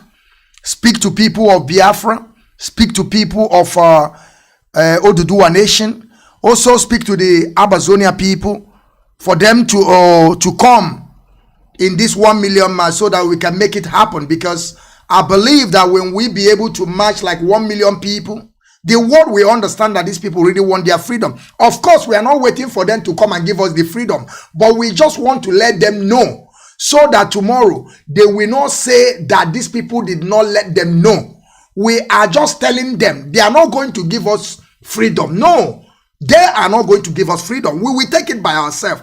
But we just want to let them know because they have already made us to see them as a superior. Let us also go and let them know about what we are about to do so that when we will come, nobody will say, because we know that when the majority, you see, the reason why we lost the war during 1967 to 1970 is not because that Nigeria is powerful. The answer is no. British was there, Russia was there, and the Egyptians are the one that flying their aircraft. The whole world were fighting us. But this time around that the Oduduwa and the Biafrans are together and they are believing in one ideology to get their freedom. So nobody can separate us. When we come in big form. So nobody can divide us and rule us again. So I want you to use this time, at least 5 minutes, to dress our people. Also tell them to come in mass in this 1 million march, because it's very, very important. We are creating a very big awareness, and this is the one of the opportunity we have. I don't know, maybe we can still get the opportunity again. So let us use this opportunity that is on our doorstep now to make the world to know, so that when we will go one-on-one with them, shoulder to shoulder, nobody will blame us. I want you to use it also, your closing remark at the same time, and greet everybody. Thank you very much for joining us today. Citizen AY, please, the floor is yours. At the same time, and greet everybody. Thank you very much for joining us today. Citizen AY, please, the floor is yours. Thank you so much, Mazi, General. Thank you so much for bringing me on board here. And I want to thank all the Biafrans around the world. Look, we are one big family, and I want us to see us as that. As an Amazonian, as a Biafran, as a Oduduwa, we have to see ourselves as one big family. And I'll tell you why. The very fact that we are called Nigeria is not by the making of our ancestors. Let me say that again. The very fact that we are called Nigerians is not of the making of our ancestors. Our ancestors were living in our kingdoms. We know of your empire, we know of the various empires we have. And we were living in our own place. Then somebody saw what we had. They first came for the people. Then when that wasn't enough, they came for the land. And now they took everything. So now our ancestors, I want you to know something. What is happening here is not by accident. It's not by accident. Our ancestors, they are speaking to us. The greatness that our ancestors achieved, it lies within us, and we can rebirth those kingdoms. In fact, that is why this is our job. This is what we've been brought here to do as Amazonians, as Biafrans, as Oduduwa people. Our task, this set of people who are in this agitation right now, is to bring it to life. Those who came to colonize and oppress us have tried to silence us. They try to make us forget our history. It's impossible. It's in our DNA. It is in your blood. It is in your blood. Nobody can take it away. They can't scrub it out. That greatness lies within us collectively. So what we're saying now is, in coming out for this 1 million man march by the Amazonians, by Biafrans, by Oduduwa people, is to tell the world that we are back to take what is ours in our land. Nobody else is. We're not going to dispute anybody's stuff in their land. No. But ours, what our ancestors left for us, we are taking back. No, we're not arguing with anybody. We're not discussing with anybody. We have decided collectively in our groupings as Amazonians, as Middle Beltans, as Oduduwa, as Biafrans, we are taking back what is ours. Standing together via self-determination and inalienable right to self-determination, we are exercising that, and we are letting the world know. So the more of us that comes out in Brussels on the 14th and 15th, that day, make our presence felt. Make them also know that we are not seeking their authority. We are not seeking their authority. Let me say it again. We are not seeking the authority. We are making them know that the plans that was hatched in 1884 Berlin Conference, it's on notice now. We are going to dismantle that. Just like they dismantled our kingdoms, what they have used for the last over 100 and something years, they've oppressed us in our land. We haven't come to Europe to oppress anybody. We just want to exist in our own land in the way our ancestors taught us. Those ways are in our genes, and we remember it. We cannot go. It is part of who we are. They so prize what we have, they put it in museums and they're earning money from it. That means that you have greatness. They don't want to return it back because they know that these are amazing things that they have never seen. It is time for us to start taking back what is ours in our land, not anywhere else, by getting back our self-determination, independence. And working together is the only way we can achieve it. Working together as Amazonians, as Oduduwa, as Biafrans. We come together with our flags. We stand in peaceful protest. We make them know, because in that building they make decisions. Let me give you an example of the decisions they make. When they say they give subsidy to France, they give subsidy to the other places. You know what that means? They will tell an African country to make sure they do not subsidize their farmers, so that you cannot get your millet at a cheap price. You cannot get your rice at a cheap price because they don't want you to compete. And guess what? These are the same people who colonized us. Can you see? Our hands are being held by to the back like this, and now we are freeing ourselves. They will not free us, so we have to free ourselves. And that is why our unity is very important. And being the most concentrated area where there's a lot of population, and the Fulanis know this. So when the Fulanis come and tell you, oh, they are more populous, if they are populous, why are they asking people from Senegal, from Mauritania, and from Mali, why are they telling them to come? Why are they telling them to come to our place? Why? And they are using our money. They are using our money to pay them homes, to build them schools, to feed them, and they are impoverishing us. So we have no other choice but to stand up.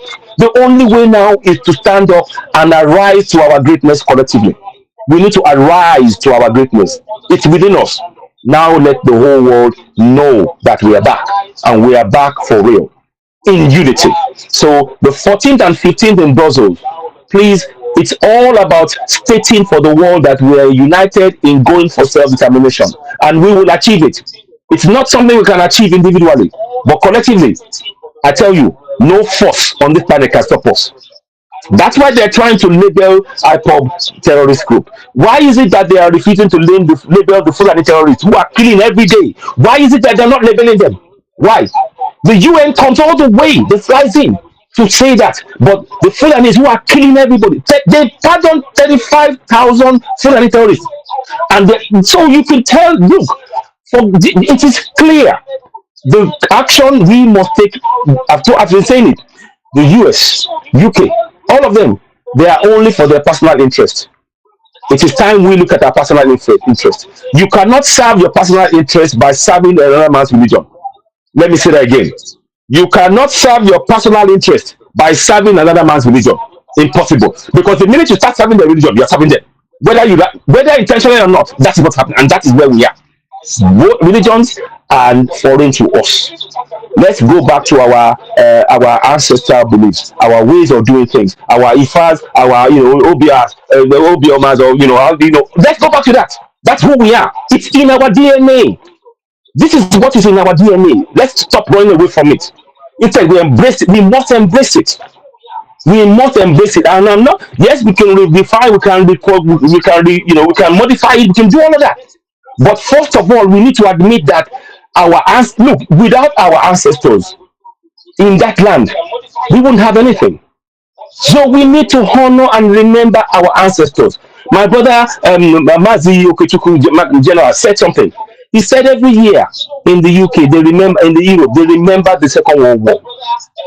There's a reason why they do that. They are honoring their elders. They are honoring who brought them there. Why are we forgetting ours? So there's a lot of work for us to do. There is a lot of work for us to do, but we first start with this commonality, self-determination, going for independence. So please turn out, let's turn out in numbers. And I will be doing more podcasts about it. And I hope I'd love to be at Brussels on the day. But the June 12th in UK here is already on ground, it's in the pipeline, and I want to make sure we get that done. But even if I don't show up, I will be, even if I don't show up, believe me, we are covering that, we'll be covering that on all our platforms. We will be covering that because we need to send the message to the world that we are ready. We can't do it alone. No. Ambazonians can't do it alone. Biafrans can't do it alone. Oduduwa can't do it alone. Middle Belt can't do it alone. We want more Middle Belt to show up. Middle Belt, we need to hear from you. I know there are some people, but we need to hear from you properly. Because the three, well, now we can see Oduduwa is up, we can see Biafra, we can see Ambazonia, but Middle Belt, we know there's a lot of things, and I know the problem with Middle Belt is that they've been displaced. The teams have been displaced in the land in millions, 2 million, something like that. So we need people, we need more of us to still come up. But our unity, those of us who are coming now, is very important. Let's show the world that we're united and we stand together. Above all, we are Africans or our Tribulans. You know, our Tribulans is that the real old name. But anyway, well, that's another story for another time. But let's just, first of all, focus on this. So I want to urge you all. I thank you all for listening to me and for taking the time to follow the program for 3 hours plus and the questions you've asked. And I hope we've been able to give you an insight into a better future for yourself. Because the only people that can get a better future are the ones who plan for themselves. If somebody else plans a better future, believe you me, it's for their own self, not for you. Let me say that again. The only people who will get a better future are the ones who plan for themselves. If somebody else says they are planning for your future, no, they are planning for their future that you will serve. And that is what the Fulanis are doing to us. That is what the Fulanis are doing to us. And they are not from our land. They are from Futajalon. We need to remind them that they come from Futajalon. This is not being, this is fact. And they need to go back. If they were not from Futajalon, why are they asking others to come and join them and use our money? Why? That's the question. So we have the facts. Let's raise the level of awareness in our community. Division is not the way forward. Unity. In unity is strength. Unity is strength. Unity is strength. Keep saying that. We will get there. When we unite, the Fulanis get scared. Just when they hear that we are united, they get a cold chill go through their body. Because hey, all of these people, because one, we are united. Two, we are greater in number. Impossible. But that's why they need us divided. So those of you who are talking, please just think about this. If we keep dividing ourselves, it makes it longer for us to achieve independence. That's all it is. So we are the only ones who are going to lose out in this. So let's think about the steps we're taking. And this is for all of us, myself included, to remember that the more we divide ourselves, the longer it will take for us to achieve independence. And that is the key. We need to understand that. The Fulanis are united in their terror against us. The Fulanis are united in their terror. They are carrying out terror against us. Because they're believing in what Madam Fodio said, what Amadou Bello demanded them, what Tafawa said, and what they're trying to activate now with Buhari. We need to wake up. Unity is the way forward for us. So, my brother, I thank you so much. I hope you all have, I bid you all a good weekend. Let's continue. This struggle, we must continue in this struggle, and we need to continue to talk. Let's talk some more. We can achieve much more. Thank you so much. Thank you all. Thank you, Citizen AY. Thank you very much. We really, really appreciate you being today on IPOB Rapture Media under the leadership of Mazi Nnamdi Kanu. We thank you very much. We have already said it all. And at the same time, we are still looking more forward to bring some Yorubas, Oduduwa agitators to also come and talk about this 1 million march, because it's not something that we will just done once and forget about it. We will continue to, educate our people about it. Some people that never get the message, they have to get it, because not everybody, so that then we understand, because we have a very long time to, educate our people about this issue. So I'm also looking more forward to bring some more Yoruba Oduduwa, like us. We spoke on the ground we will also have to get the connection with them. Those people that you know that they are on this lane of freedom, you can also test them to us. We will also bring them. It does not matter. Our voice must be heard. That is why we're here. And I thank you very much. I thank you and I greet you very much. I will call it a day. And I want to say this to our people. Our people have to understand this, that the Yoruba Oduduwa, they are involved in this, on this 1 million march. They are involved. 101,000%. I don't know how many 1,000% I will put it. They are involved. And the Citizen AY have promised us that he will keep on, because it's not that he's promising us, it's something that he have to do. It's something that he must do because he's looking for his freedom. That is why sometimes some people will say they paid me. I told them, listen, this is something that I have to do for my people. When you are saying they are paying me, why should they pay me for something that I must? It's my duty to do it. So, Citizen AY, we want you to also, in your own platform, make sure you distribute it to other media rooms that is available to you for them to talk about this issue, because we want to really make it happen. And I thank you very much. Thank you very much for being with us today. I salute you. I salute your courage. And I want you to continue. That Eledumare will bless you and your family and your household. And as we will continue, sometimes if you also have time, if you invite me, I will come. Of course, I don't go to people's page. But when person like you invite me, of course, I will come. You know, we are here to listen to everything. Thank you, Mazi. Thank you very much.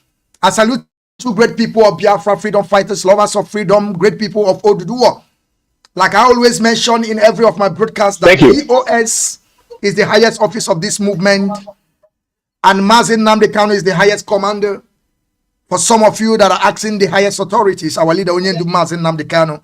And IPOB is our family.